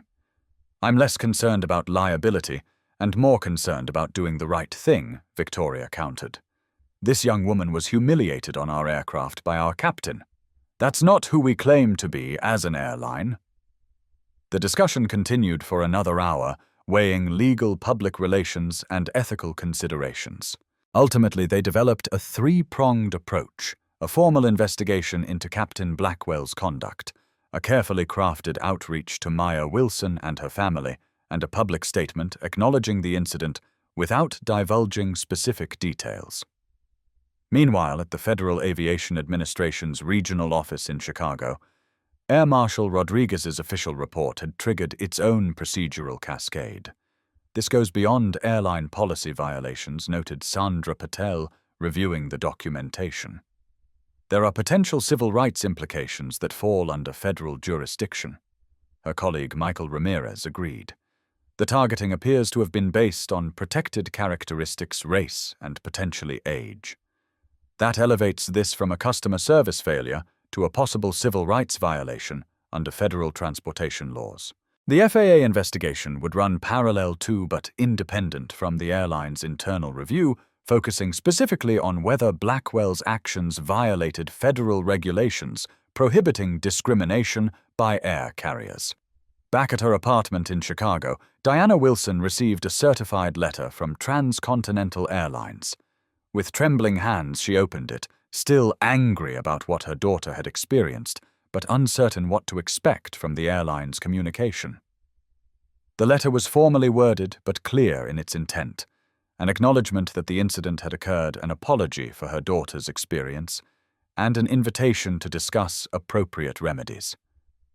A dedicated customer resolution specialist had been assigned to their case with direct contact information provided. Diana immediately called Maya in California. The airline sent a letter, she explained. "They're acknowledging what happened and want to discuss it with us." "What do you want to do, baby?" Maya considered the question carefully. "I don't want this to become a big thing that distracts from my work here," she said finally. "But I also don't want it to happen to anyone else." "That's a good perspective," Diana affirmed. "Maybe we can ask for something that helps prevent similar incidents in the future. Like better training for their staff," Maya suggested. "And maybe a scholarship fund for STEM students from underrepresented backgrounds to attend conferences or internships." Diana smiled at her daughter's characteristic approach, seeking systemic improvements rather than personal gain. "I'll suggest both those things when I speak with them." As these formal processes advanced, the incident continued generating attention online. Aviation forums debated the appropriate use of captain's authority. Civil rights advocates highlighted the case as an example of ongoing discrimination in transportation, and science education groups expressed outrage that a promising young scientist had faced such an obstacle on her way to JPL. A week after the incident, a journalist from the Los Angeles Times contacted JPL's public affairs office, requesting an interview with Maya for a feature on young scientists overcoming barriers. Dr. Navarro immediately brought this to Maya's attention. "You're under no obligation to speak with them," she assured her young intern. "Your focus should be on your work here, not becoming the center of a media story." Maya considered the request thoughtfully. "What would happen if I did the interview?" "It would likely increase attention to the incident," Dr. Navarro explained. "Your name would become publicly associated with it. That could have both positive and negative implications. Positive, how your experience might help others in similar situations. It might pressure airlines to examine their practices more closely. It could inspire other young people facing discrimination." Maya nodded slowly. "And negative?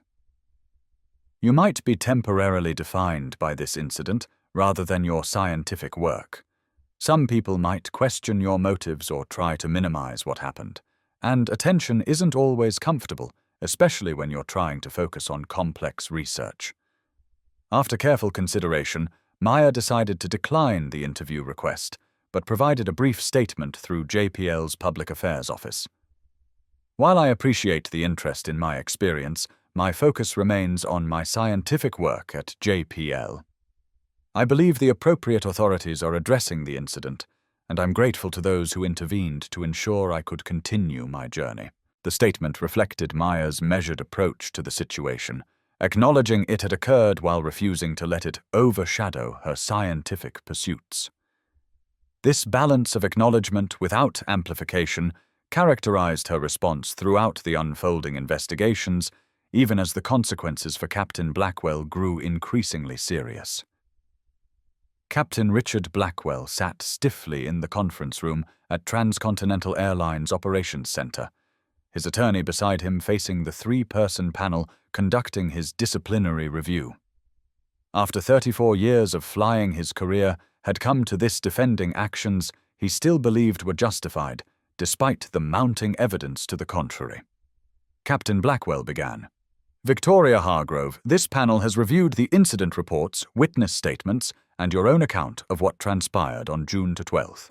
We've also examined your service record for any previous incidents that might provide context for your decision-making in this case."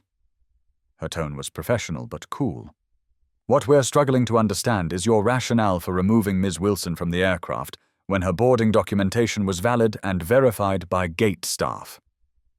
Blackwell straightened his already rigid posture. "As captain, I am responsible for all aspects of flight safety." The passenger's profile raised security concerns that warranted additional verification. "And what specific security concerns did a 16-year-old science student raise?" Victoria pressed. "Her booking pattern was unusual," Blackwell insisted. "A minor traveling alone in first class on a transcontinental flight, a minor traveling on a corporate booking made by a NASA facility." Victoria interrupted. The gate agent confirmed this information was readily available in the reservation details. "Yet you still felt it necessary to remove her from the aircraft, rather than simply reviewing that information," Blackwell's attorney intervened. "My client was following his interpretation of security protocols. In the post-9/11 environment, unusual booking patterns warrant scrutiny." Victoria's expression remained skeptical. "Captain Blackwell, our review has uncovered 3 previous informal complaints regarding your handling of passengers you deemed suspicious or out of place in premium cabins. All 3 involved passengers of color. Can you explain this pattern?" Blackwell's face flushed. "I categorically reject any implication of bias. My concerns have always been security-based, not race-based." The questioning continued for another hour, growing increasingly pointed as the panel pressed Blackwell on specific details of his interaction with Maya. His responses became more defensive, his justifications less coherent under scrutiny. Captain Victoria said, "Finally, Air Marshal Rodriguez stated in his report that your behavior demonstrated clear bias and poor judgment unbecoming of a command pilot. He further noted that when challenged on your rationale, you could not articulate any specific security concern beyond Ms. Wilson not fitting the profile of a first-class passenger." Blackwell's attorney attempted another intervention, but Victoria continued. The Marshal's assessment, combined with passenger statements and your own inconsistent explanations, has led this panel to a unanimous conclusion. She slid a document across the table. Effective immediately, you are suspended without pay pending completion of the FAA's independent investigation. You will be required to complete comprehensive bias awareness training before any consideration of reinstatement. Given the seriousness of this incident and the pattern of behavior it reveals, I must inform you that termination remains a distinct possibility. Blackwell stared at the suspension notice, disbelief etched on his features. 34 years, he said, his voice hollow. 34 years of exemplary service, and this is how it ends. This is how it might end, Victoria corrected. Your actions determined this outcome, Captain. Not the panel, not the Air Marshal, and certainly not the 16-year-old girl who simply wanted to travel to her internship in the seat she was assigned. As Blackwell left the operations center, suspension notice in hand, the reality of his situation began to sink in. His attorney had already warned him that the FAA investigation could result in additional consequences, potentially including revocation of his airline transport pilot certificate, the license that had defined his professional identity for decades. The drive home to his suburban Chicago neighborhood felt surreal. The tree-lined streets and manicured lawns of his community had always represented the success he'd achieved. The American dream realized through dedication to his profession. Now those same streets felt like a gauntlet of potential judgment. His neighbor Frank Wilson, no relation to Maya, was watering his front garden as Blackwell pulled into his driveway. Rich Frank called in greeting. Home early today? Blackwell managed a tight nod before escaping into his house, unwilling to explain his unexpected presence in the middle of a weekday. Inside the spacious home he'd once viewed with pride now felt hollow. His wife Patricia wouldn't be home for hours from her job at a local bank. They had grown increasingly distant in recent years, their conversations reduced to logistics and superficialities. He hadn't yet told her about the incident or the investigation, maintaining the fiction of normalcy through 2 increasingly strained days.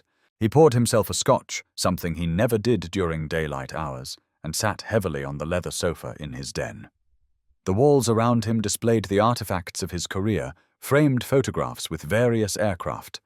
His first set of captain's wings, awards for safety and service. His phone chimed with a text message from a fellow captain. Hearing rumors. Everything okay? He left it unanswered. Another notification appeared, an email from the Airline Pilots Association representative assigned to his case, requesting a meeting to discuss options and next steps. The bureaucratic language couldn't mask the gravity of his situation. The suspension was already devastating, but the possibility of losing his license entirely was unthinkable. Flying wasn't just his profession, it had been his identity since he'd earned his private pilot's license at 19. Patricia arrived home at 6, calling his name, with surprise when she noticed his car in the garage.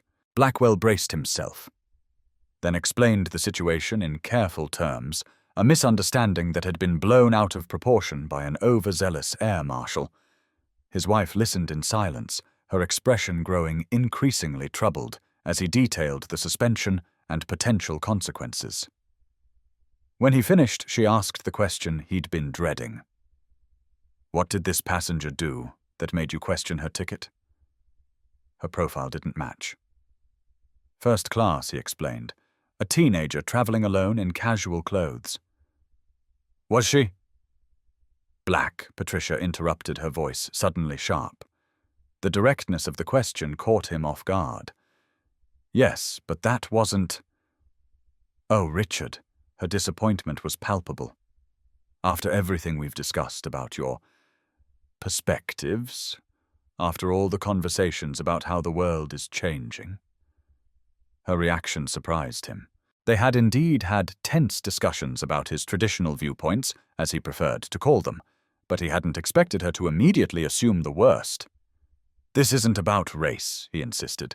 It's about security protocols and unusual booking patterns. Patricia looked at him with sad recognition, as if seeing something he couldn't or wouldn't acknowledge in himself. "I need some time to process this," she said finally, rising from the sofa. "I'm going to my sister's for a few days." As the front door closed behind her, Blackwell was left alone with the wreckage of his career and the first fractures in his marriage, all stemming from a brief confrontation with a teenage girl whose name he hadn't even known when he'd decided she didn't belong in first class. The coming days brought additional blows. The pilot's online forum he'd frequented for years erupted with discussions of his case, with many former colleagues expressing shock and disappointment. His informal monthly gathering of retired military pilots sent a terse message cancelling their upcoming poker night. Local news outlets picked up the story. Chicago pilot suspended after discrimination incident. Though the articles didn't name him directly, the aviation community was small enough that his identity quickly became known within professional circles. As the FA investigation progressed, former colleagues and crew members came forward with additional accounts of concerning behavior incidents where Blackwell had questioned passengers' seat assignments or expressed skepticism about certain travelers' presence in premium cabins. Each new revelation deepened his isolation. Patricia returned briefly to collect more clothes, their conversation stilted and formal. His adult children called with awkward questions about what they were hearing. Friends became increasingly distant, their messages of support dwindling, then ceasing altogether.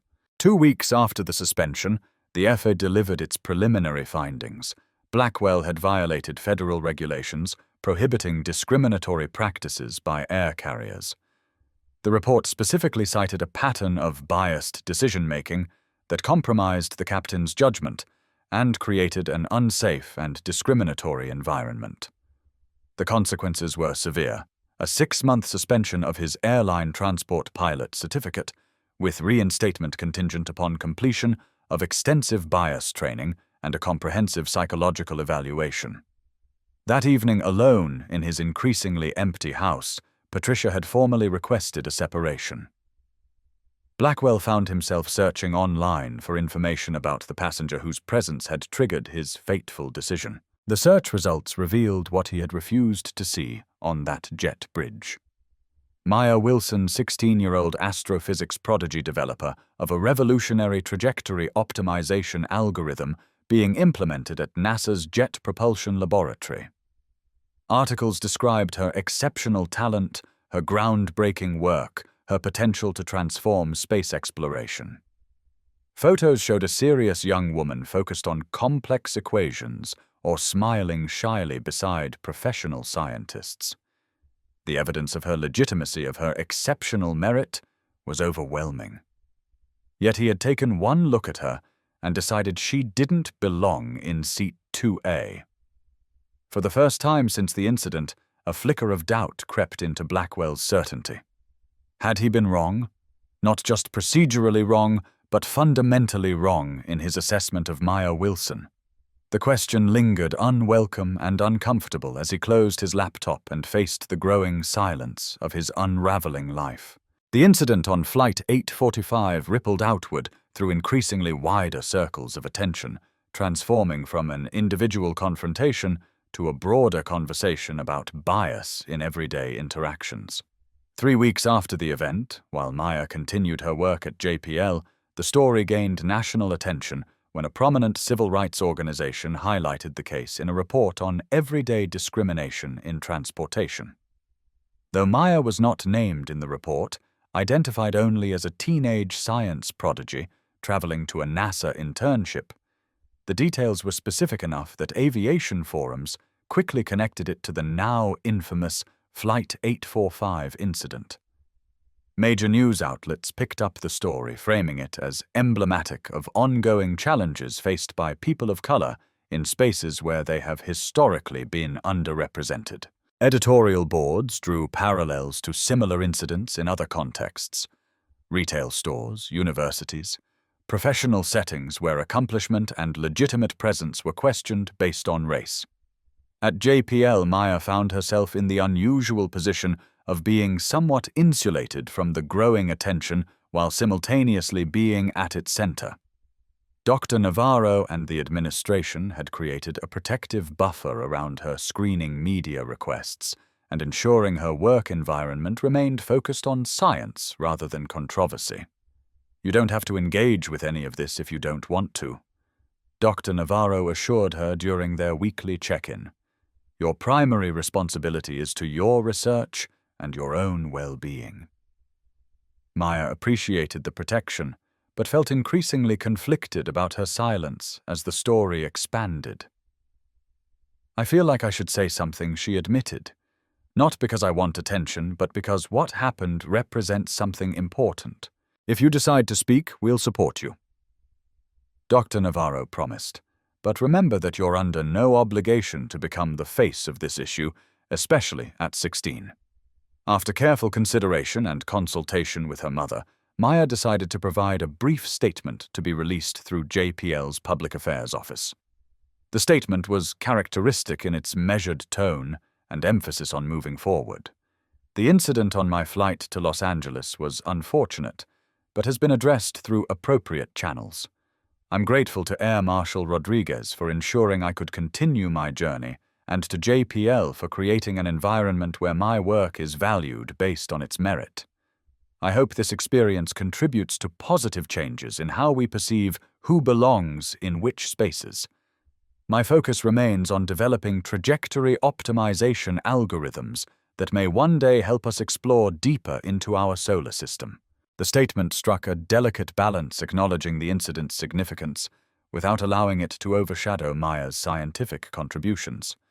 It received thoughtful coverage with several science education organizations, highlighting it as an example of grace under pressure.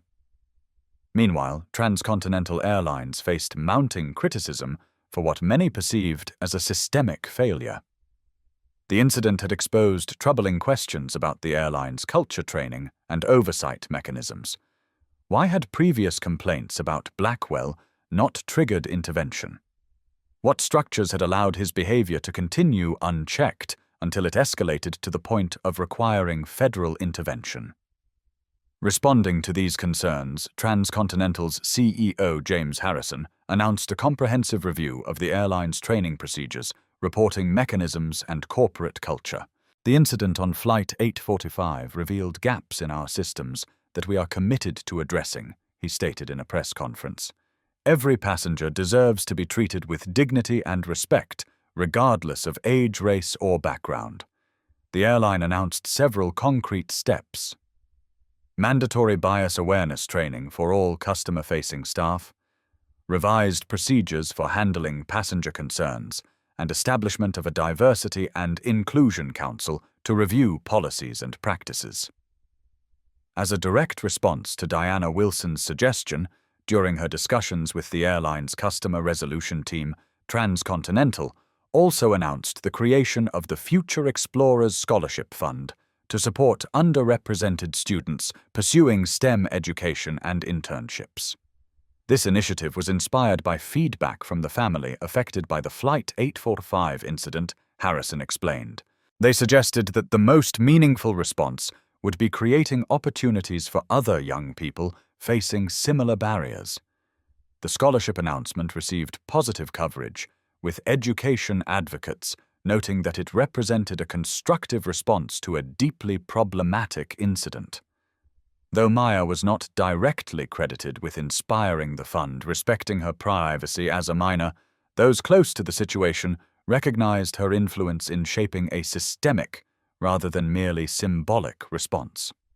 Civil rights organizations, while acknowledging these steps as positive, emphasized that they represented only a beginning. This incident highlights the need for ongoing vigilance against bias in all institutions, noted Dr. Elaine Jeffries, a prominent civil rights advocate. One captain's actions reflected broader patterns that exist throughout our society. Addressing them requires sustained commitment, not just reactive measures. The conversation expanded beyond Transcontinental to other airlines and transportation providers, many of whom announced reviews of their own training and reporting systems. The Federal Aviation Administration initiated a broader examination of how airlines handled bias complaints, signaling increased regulatory attention to discrimination in air travel. For Maya, watching these developments from the relative sanctuary of JPL, the expanding impact of her experience carried a mixture of validation and discomfort. She had never sought to become a symbol or catalyst for institutional change. Yet the incident that had threatened to derail her journey had instead sparked meaningful conversations and concrete improvements that might benefit others facing similar obstacles. "Your father would be proud," her mother told her during one of their nightly video calls. "Not just of how you handled that moment, but of how you've insisted on focusing on your work rather than getting caught up in the attention." Maya nodded, appreciating her mother's understanding. "I keep thinking about what Dad used to say about gravitational assists, how sometimes you have to pass through difficult places to gain the momentum needed for your ultimate trajectory." Diana smiled at the astronomical metaphor. "Exactly. That confrontation was a gravity well you navigated successfully. Now you're traveling faster toward your destination because of it." The analogy resonated deeply with Maya's understanding of both orbital mechanics and her own journey. What Captain Blackwell had intended as an obstacle had instead provided the energy for a more powerful trajectory, not just for her personally, but for the broader systems her experience had helped to change. 6 months after the incident that derailed his career, Richard Blackwell sat alone in his home office, surrounded by the diminishing artifacts of his former life. The spacious suburban house echoed with absence. Patricia had moved out 3 months ago, filing for divorce shortly after. Many of his colleagues had drifted away, uncomfortable with his situation or unwilling to be associated with the controversy that now shadowed his name. Outside, autumn leaves skittered across his neglected lawn. Inside, unopened mail piled on the kitchen counter, most of it bearing the logos of his attorney, the pilots' union, or the airline's human resources department. The disciplinary process had concluded with results far worse than he had initially anticipated. His suspension had progressed to termination when additional reports of problematic behavior emerged during the investigation. The FA had extended the suspension of his airline transport pilot certificate to a full year with stringent requirements for potential reinstatement. At 58, with his professional reputation irreparably damaged, the prospects of returning to commercial aviation seemed increasingly remote. Airlines were unlikely to hire a pilot with his record, regardless of his decades of technical proficiency. The financial implications were equally severe. His savings, once substantial, were being rapidly depleted by legal fees, the mortgage on a house now too large for one person, and the preliminary costs of the divorce proceedings. The prospect of selling the home he had purchased at the height of his career, a tangible symbol of his success, loomed as an increasingly inevitable necessity. Blackwell poured himself a glass of scotch, a habit that had become alarmingly regular in recent months. The television droned in the background, providing artificial company in the silent house. He paid it little attention until a science segment caught his ear, something about NASA and innovative propulsion technology. Turning to focus on the screen, he froze when he recognized the young woman being interviewed. It was her Maya Wilson, the girl from Flight 845. She appeared poised and articulate, explaining complex mathematical concepts with remarkable clarity despite her youth. The caption identified her as Maya Wilson, developer of Breakthrough Trajectory Algorithm, JPL intern. The optimization approach essentially creates a dynamic schedule for using gravitational assists, she was explaining to the interviewer. Traditional mission planning uses fixed points for these maneuvers, but our algorithm adapts in real time to changing conditions, maximizing efficiency throughout the journey. The interviewer appeared genuinely impressed. And NASA is implementing this for actual missions? Maya nodded, her expression serious, but animated by evident passion for the subject. Yes, they're incorporating elements of the approach into planning for upcoming outer-planet missions. The potential fuel savings could extend mission durations significantly or allow for more comprehensive scientific instruments. That's remarkable, especially coming from someone who just turned 17, the interviewer noted. What drives your interest in this field? Maya's response carried a quiet dignity. I believe space exploration represents humanity's greatest collaborative achievement. The universe doesn't care about our earthly divisions or prejudices. It responds only to the accuracy of our calculations and the boldness of our vision. I want to be part of expanding that vision. Blackwell sat motionless, the glass forgotten in his hand as the full weight of his error crashed down upon him. This was who he had tried to remove from his aircraft, this brilliant young mind, this contributor to humanity's greatest endeavors. He had looked at her and seen only what his biased perception allowed him to see, someone who didn't fit his narrow conception of belonging. The realization brought a wave of nausea so intense he had to set down his glass.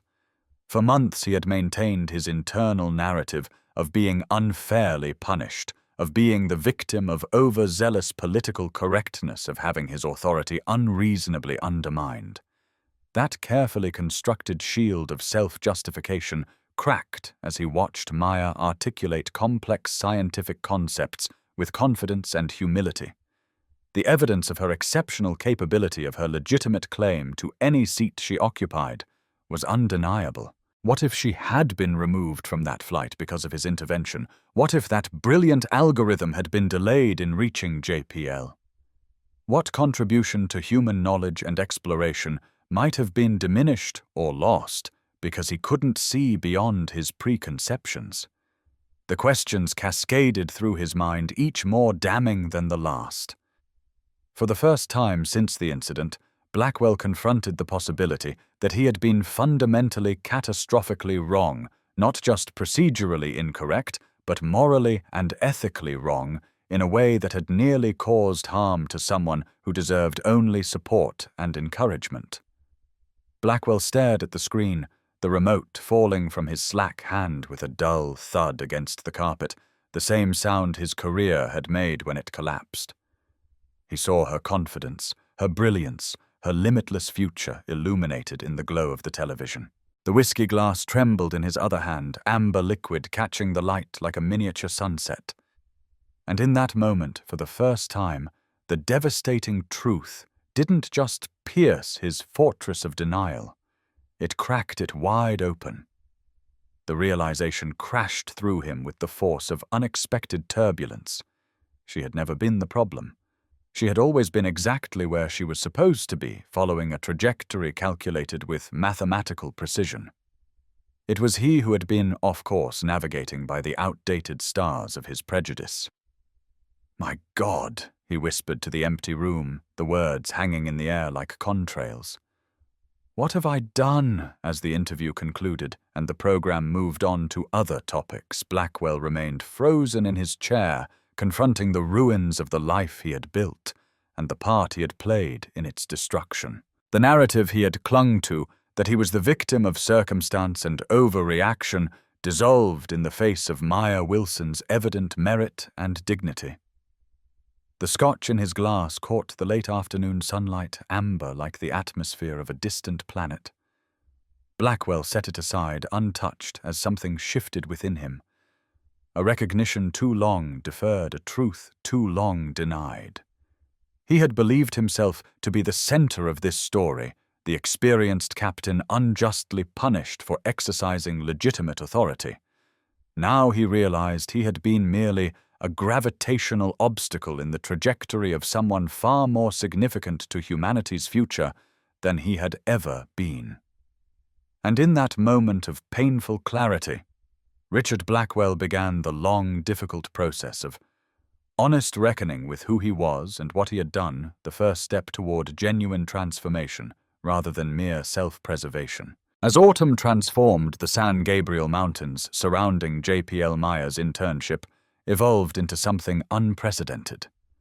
What had begun as a summer position extended into the academic year through a special arrangement with her high school in Chicago. Dr. Navarro had championed the extension, arguing that Maya's contributions were too valuable to interrupt. "We've implemented her algorithm into the mission planning software for the Europa Clipper mission, Dr. Navarro explained to the JPL director. The preliminary simulations show potential fuel savings of 28% compared to traditional trajectory planning. That translates to either extended mission duration or capacity for additional scientific instruments. The director had agreed immediately, authorizing a remote learning arrangement that allowed Maya to continue her high school education from California while working at JPL 3 days per week. Diana Wilson relocated temporarily to Pasadena, taking a leave of absence from her hospital position to support her daughter's extraordinary opportunity. By November, Maya's work had attracted attention throughout NASA. The Wilson algorithm, as colleagues had begun calling it, represented a genuine breakthrough in mission planning, the kind of innovation that could reshape the possibilities for deep space exploration. We believe this approach could be particularly transformative for missions to the outer planets, Alex explained, during a presentation to NASA headquarters with Maya joining virtually. The dynamic scheduling of gravity assists creates resilience against the uncertainties of long-duration missions, essentially giving spacecraft the ability to adapt their trajectories based on actual rather than predicted conditions. For Maya, watching her theoretical calculations transform into practical mission parameters brought a profound sense of fulfillment.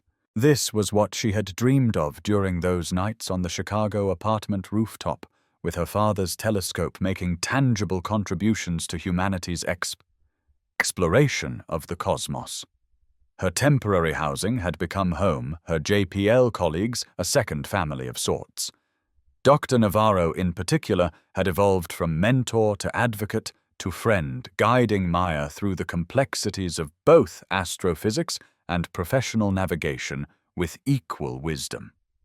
The European Space Agency has requested details on your algorithm for their upcoming Jupiter Icy Moons Explorer mission, Dr. Navarro mentioned one afternoon as they reviewed simulation results. Your work is crossing continents, Maya. The international interest was gratifying, but Maya found herself equally drawn to more immediate applications of her research.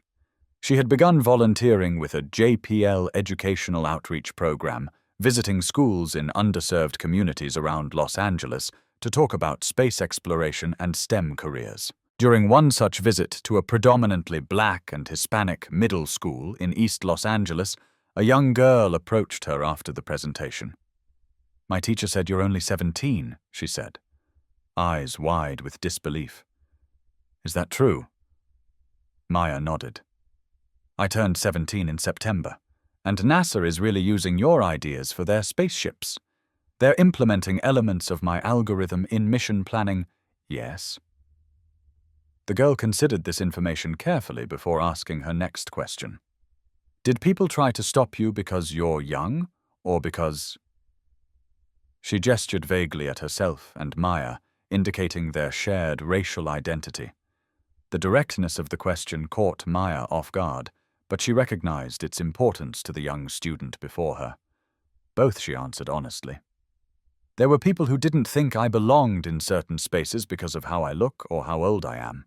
So how did you get past them?" Maya thought of the confrontation on the jet bridge of Captain Blackwell's dismissive assessment of Air Marshal Rodriguez's intervention. "Sometimes you need help," she acknowledged. "People who recognize your right to be where you've earned a place. But mostly you keep focusing on the work itself. The universe doesn't care what you look like or where you come from. It responds to curiosity, persistence, and mathematics." The girl nodded seriously, recognizing her father's words repeated through her own voice. Wisdom transmitted across generations, and now shared beyond her family. That weekend, Maya received news that transformed her already remarkable year. Caltech had offered her early admission, with a full scholarship with special permission to begin advanced coursework while completing her high school requirements. The accompanying letter cited her extraordinary contributions to spacecraft trajectory optimization and demonstrated capacity for university-level research. Dr. Navarro took Maya and her mother to dinner to celebrate raising a toast to the expanding horizons before them. To Maya Wilson, she said, eyes bright with pride, who is demonstrating what's possible when brilliant minds are given the opportunities they deserve. Diana wiped away tears, overwhelmed by how far they had come from their modest Chicago apartment. "Your father would be so proud," she whispered to Maya. "So incredibly proud." Later that night, Maya stood on the small balcony of their temporary apartment, gazing up at the California stars that had become familiar over the past months. She thought about trajectories, not just of spacecraft navigating the solar system, but of lives navigating obstacles and opportunities. Captain Blackwell had tried to alter her course to divert her from her rightful path. He had failed, but not merely because Air Marshal Rodriguez had intervened. He had failed because Maya had been prepared by her father's teachings, by her mother's support, by her own determination to hold her ground when challenged. The confrontation that might have derailed her journey had instead become merely a data point in her continued ascent, a moment of turbulence that had tested but ultimately strengthened her resolve. In the month since arriving at JPL, Maya had thought occasionally about Blackwell, wondering what had happened to him after his removal from the flight. Reports of his termination had appeared briefly in aviation news, but she had deliberately avoided seeking details. His story was no longer connected to hers, except as a marker of where their trajectories had briefly consequentially intersected. Her phone chimed with a notification, an email from NASA headquarters confirming her invitation to present at the next Interplanetary Mission Planning Conference in Houston. Another opportunity, another expansion of her already remarkable path.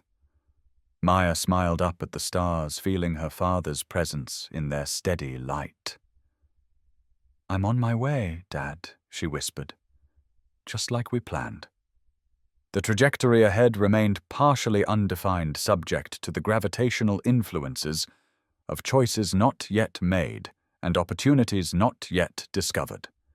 But the fundamental calculations were sound, the initial velocity established, the direction clear. Maya Wilson was headed for the stars exactly as she was always meant to be.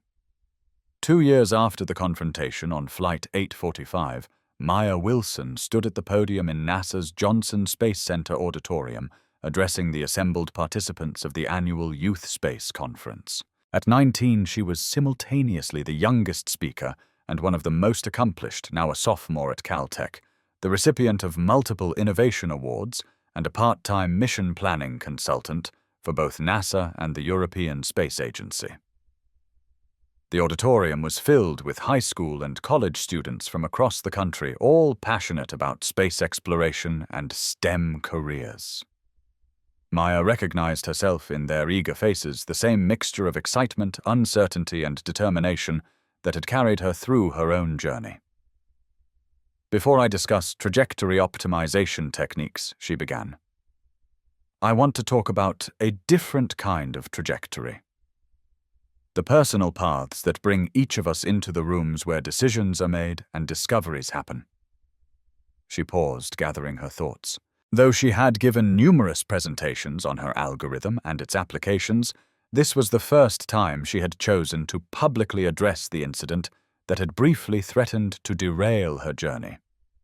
2 years ago, as I was traveling to begin my internship at JPL, I was confronted by an airline captain who decided based on a single glance that I didn't belong in the first-class seat I had been assigned. Despite having a valid ticket and boarding pass, despite having followed every rule and procedure, my right to occupy that space was questioned explicitly and publicly. The room had grown completely silent, hundreds of young scientists and engineers hanging on her words. I share this not to focus on that moment of discrimination, but to talk about what happened next and what it taught me about navigating obstacles in scientific pursuit. She described Air Marshal Rodriguez's intervention, the support she received from Dr. Navarro and the JPL community, and how the incident had ultimately failed to prevent her from reaching her destination. What I learned that day connects directly to the mathematical principles I work with now. Maya explained. In orbital mechanics, we understand that objects in motion are constantly influenced by gravitational forces. Some of these forces can pull you off course if you're not prepared for them. Others can actually be harnessed to increase your velocity and efficiency through gravity assists. She smiled slightly. That confrontation on the jet bridge was a gravitational force that could have pulled me off course, could have made me question whether I belonged in astrophysics at JPL in the spaces I had earned through my work. Instead, because of my preparation, because of my support systems, and because of my own determination, that negative force became something else entirely. Maya gestured to the screen behind her, where an animation showed a spacecraft using Jupiter's gravity to increase its velocity toward the outer planets. Like this spacecraft using Jupiter's gravity to gain speed, I used that experience, transformed it from an obstacle into propulsion. The attention generated by the incident actually expanded my platform for discussing algorithmic approaches to mission planning. The airline's response created scholarship opportunities for other young scientists facing similar barriers. And most importantly, it reinforced my conviction that the universe doesn't care about human prejudices or arbitrary boundaries. It responds only to the accuracy of our calculations and the boldness of our vision. From his seat near the back of the auditorium, James Rodriguez watched with quiet pride. Now retired from the Federal Air Marshal Service, he had accepted Maya's invitation to attend the conference, curious to see how the teenager he had encountered on that jet bridge had progressed in the intervening years. When we face obstacles based on who we are, rather than what we've achieved, Maya continued, we have choices about how to respond. Sometimes the right response is direct confrontation. Sometimes it's seeking support from allies. Sometimes it's simply continuing forward with such undeniable excellence that the barriers become irrelevant. She looked out at the diverse faces of her audience, young people of all backgrounds united by their passion for exploration. The most powerful response, I believe, is creating paths for others to follow. Using your access once gained to hold doors open rather than closing them behind you. That's why I'm here today, not just to talk about trajectory algorithms, but to ensure that your journeys toward scientific contribution encounter fewer gravitational anomalies than mine did. The remainder of Maya's presentation focused on her technical work, explaining how her algorithm had evolved through implementation and testing, and how it was now being integrated into planning for upcoming missions to the ice moons of Jupiter and Saturn. She fielded questions with confidence and precision, her command of the material evident despite her youth. When the formal session concluded, students crowded around her, asking questions about both her technical work and her personal journey. Maya answered each with patience and authenticity, recognizing the importance of being the kind of role model she had wished for during her own early explorations of astrophysics. As the crowd gradually dispersed, Rodriguez approached the stage, waiting until Maya had finished speaking with the last few students before making his presence known. "Air Marshal Rodriguez," she exclaimed, genuine pleasure lighting her features. "You came." "Wouldn't have missed it," he replied warmly. "And it's just James now. I retired 6 months ago." "Thank you for coming," Maya said. "And thank you again for what you did that day. I've always wanted to properly express my gratitude." Rodriguez shook his head slightly. "You've expressed it perfectly through what you've accomplished since then. Your speech today was powerful, Maya. You've transformed a potentially derailing moment into inspiration for these students." They walked together toward the conference center lobby, continuing their conversation. "Have you heard anything about him?" Maya asked quietly. "Captain Blackwell." The question surprised Rodriguez. "You've never asked about him before." "I've been focused on moving forward," Maya acknowledged. "But lately I've been thinking about trajectories that intersect briefly but significantly, like planetary bodies that alter each other's orbits through a single close approach." Rodriguez nodded, understanding her metaphor. He lost his position with the airline. the FAA suspended his license for a year. Beyond that, I don't know specifically, though I heard he left Chicago. Maya absorbed this information silently. She had never wished for Blackwell's destruction, only for accountability and the prevention of similar incidents affecting others. The consequences he had faced seemed proportionate, significant enough to drive change, but not so severe as to eliminate the possibility of his own growth and transformation. "Your approach to this whole situation has been remarkable," Rodriguez observed. "Many people would have been consumed by anger or a desire for retribution. You've consistently focused on creating positive systemic change instead." "I had good teachers," Maya replied, thinking of her father's wisdom about standing tall, her mother's emphasis on dignity in adversity, Dr. Navarro's example of channeling excellence into advocacy. "And I understood early that my time and energy were better invested in stellar evolution than in dwelling on a single solar flare." The astronomical metaphor made Rodriguez smile. "Well, from where I stand, your trajectory looks pretty impressive. NASA's lucky to have you." "And I'm lucky to have had you on that flight?" Maya countered. "Sometimes we all need someone to help ensure we can follow the path we've earned." The conference reception that evening brought together students, speakers, NASA officials, and educators in the Johnson Space Center's glass-walled atrium. Stars shone visibly through the transparent ceiling, a fitting canopy for a gathering of those dedicated to exploring them. Maya circulated through the crowd, engaging with young scientists, eager to discuss their own research and aspirations. Her natural introversion had gradually given way to a quiet confidence in these professional settings, though she still preferred deep conversations about astrophysics to casual networking. "Ms. Wilson." A hesitant voice drew her attention to a young Hispanic girl, perhaps 14 or 15, clutching a conference program and looking simultaneously nervous and determined. "Could I talk to you for a minute?" "Of course," Maya replied warmly. "And please call me Maya." "I'm Elena Ramirez," the girl said. "I'm from a small town in Texas. I won a scholarship to attend this conference after my science fair project on lunar habitat design." "Congratulations," Maya said sincerely. "That's impressive." Elena took a deep breath. "I watched the video of your presentation 3 times when it came out last year, the one about your trajectory algorithm. I didn't understand everything, but it made me feel like maybe I could do something important too." The simple statement touched Maya deeply. This was the ripple effect she had hoped for her work, inspiring others who might not otherwise see themselves represented in aerospace engineering. "I believe you can," Maya affirmed. "The field needs diverse perspectives and approaches." Elena nodded, gathering courage for what seemed to be her real purpose. "When you mentioned what happened on your flight to JPL, about the captain questioning whether you belonged in first class," she hesitated. "That happened to my father once. Not on a plane, but at a conference for architectural engineers. Someone asked if he was in the wrong room, if he was part of the maintenance staff." Maya felt a surge of recognition, the familiar pattern of assumptions based on appearance rather than achievement.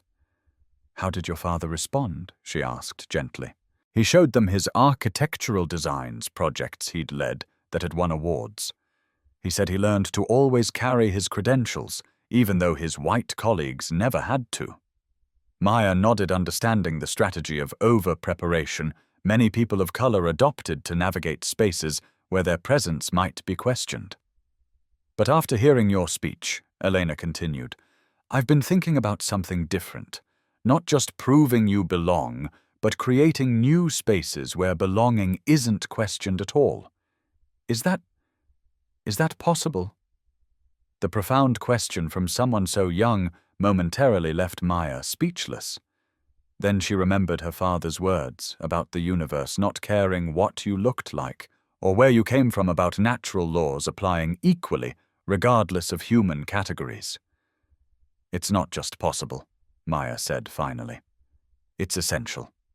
The challenges of space exploration are too complex, and too important to be addressed by a homogeneous group of thinkers. We need everyone's contributions, everyone's perspectives. She gestured toward the NASA insignia, displayed prominently in the atrium. This agency was founded on the idea that exploration transcends national boundaries. I believe it can also transcend the artificial boundaries we create between different types of people. Elena considered this. So we don't just prove we belong in existing spaces, we help create new spaces where everyone belongs based on their ideas and contributions. Exactly, Maya confirmed, impressed by the young student's insight. That's actually what I'm working on now, not just trajectory algorithms, but programs to expand access to aerospace careers for students from backgrounds underrepresented in STEM. She described the mentorship initiative she had helped establish through Caltech and JPL, connecting young scientists from diverse backgrounds with professionals who could guide their development. The Transcontinental Airlines scholarship fund that grew out of my experience has now supported 38 students attending conferences like this one. Elena's eyes widened. That airline created a scholarship because of what happened to you. They did. Maya confirmed. It wasn't my idea. Initially, it was my mother's. She suggested that rather than focusing solely on addressing what went wrong, we should create something that would help ensure things go right for other young scientists in the future. As they continued their conversation, Maya noticed James Rodriguez speaking with a NASA official nearby, occasionally glancing in her direction with evident pride. The full-circle nature of the moment struck her from being questioned on a jet bridge to inspiring the next generation of explorers, with Rodriguez witnessing both the beginning and current chapter of her journey. Elena, Maya said, drawing their conversation to a close, "I have someone I'd like you to meet. He played an important role in making sure I reached my internship that day." She introduced the young student to Rodriguez, explaining Elena's interest in lunar habitat design. Rodriguez engaged, immediately mentioning a NASA colleague who specialized in that area and offering to make an introduction. "Mr. Rodriguez made sure I got on my flight when someone tried to stop me," Maya explained to Elena. "Sometimes we all need allies who recognize injustice and have the courage to address it directly." Rodriguez smiled modestly. "I just ensured the rules were applied fairly. Maya did the hard part, developing the brilliant algorithm that's now helping plan NASA missions." As Elena excitedly accepted Rodriguez's offer to introduce her to the habitat design specialist, Maya felt a sense of completion of orbits connecting in ways that created momentum rather than collision. The trajectory that had begun on that Chicago jet bridge had led here to this moment of passing forward both scientific knowledge and the wisdom gained through overcoming obstacles. Later that evening, as the reception wound down, Maya stepped outside onto the observation deck. The Texas night sky spread vast and glittering above her stars, sharp and clear in the darkness. She thought of her father's telescope on that Chicago rooftop, of the first time she'd seen Saturn's rings, and felt the universe calling to her. "Beautiful night," Rodriguez said, joining her at the railing. "Perfect for stargazing." Maya agreed. "I was just thinking about how far we've come from that jet bridge." "You've come pretty far," Rodriguez acknowledged. "From questioned passenger to NASA consultant in 2 years. That's quite a trajectory." Maya smiled at his deliberate use of her preferred metaphor. "I've been fortunate in my opportunities and in the people who've supported me along the way. Credit where it's due," Rodriguez countered. "You've made the most of every opportunity, turned obstacles into advantages, and consistently focused on creating paths for others rather than just advancing yourself." They stood in comfortable silence for a moment, contemplating the stars. "I have news," Rodriguez said finally. "That trajectory algorithm of yours, NASA is implementing it for the upcoming Europa mission. They've officially designated it the Wilson-Navarro Method, in recognition of your partnership with Dr. Navarro." Maya's eyes widened. "They named it after us, they did?" Rodriguez confirmed. "It's being incorporated into the official mission planning software. Your calculations will literally help navigate spacecraft to distant worlds, Maya. Not bad for someone who was once questioned about her right to sit in seat 2A. The magnitude of this achievement, this vindication, washed over Maya like a wave of starlight. Her work had transcended the obstacles placed in her path, had proven its value so decisively that it was now embedded in humanity's continued exploration of the cosmos. Captain Blackwell had looked at her and seen someone who didn't belong in first class. NASA had looked at her work and seen the key to more efficient journeys to the outer planets. The contrast couldn't have been more profound or more validating. "Thank you for telling me," she said quietly. "And thank you again for being there that day." Rodriguez nodded, understanding the depth of emotion beneath her measured response. "Some trajectories are meant to intersect, Maya. I'm grateful ours did." As they turned to rejoin the conference, Maya took one last look at the star-filled Texas sky. Her father had taught her that humans are made of stardust, that the elements in our bodies were forged in stellar furnaces billions of years ago. In that sense, everyone belonged among the stars. Everyone had a legitimate claim to exploring them. Captain Blackwell had tried to question her belonging in a single airplane seat. In response, she had claimed her place in the vast, ongoing human endeavor to understand the cosmos. A seat at the table that no one could take away, because she had earned it through the undeniable excellence of her work. The Wilson-Navarro Method transformed interplanetary mission planning in ways that extended far beyond fuel efficiency. By creating more adaptable trajectories, it opened possibilities for exploring previously inaccessible regions of the outer solar system with existing technology. What had begun as a teenage girl's theoretical calculations had evolved into a foundational approach for humanity's continued exploration of the cosmos. 3 years after the confrontation on Flight 845, Maya Wilson stood in JPL's mission control room, watching as the first spacecraft utilizing her algorithm launched toward Jupiter's icy moons. At 20, she had achieved more than most scientists accomplished in lifetimes, not just through individual brilliance, but through the resilience to overcome obstacles and the wisdom to transform challenges into opportunities.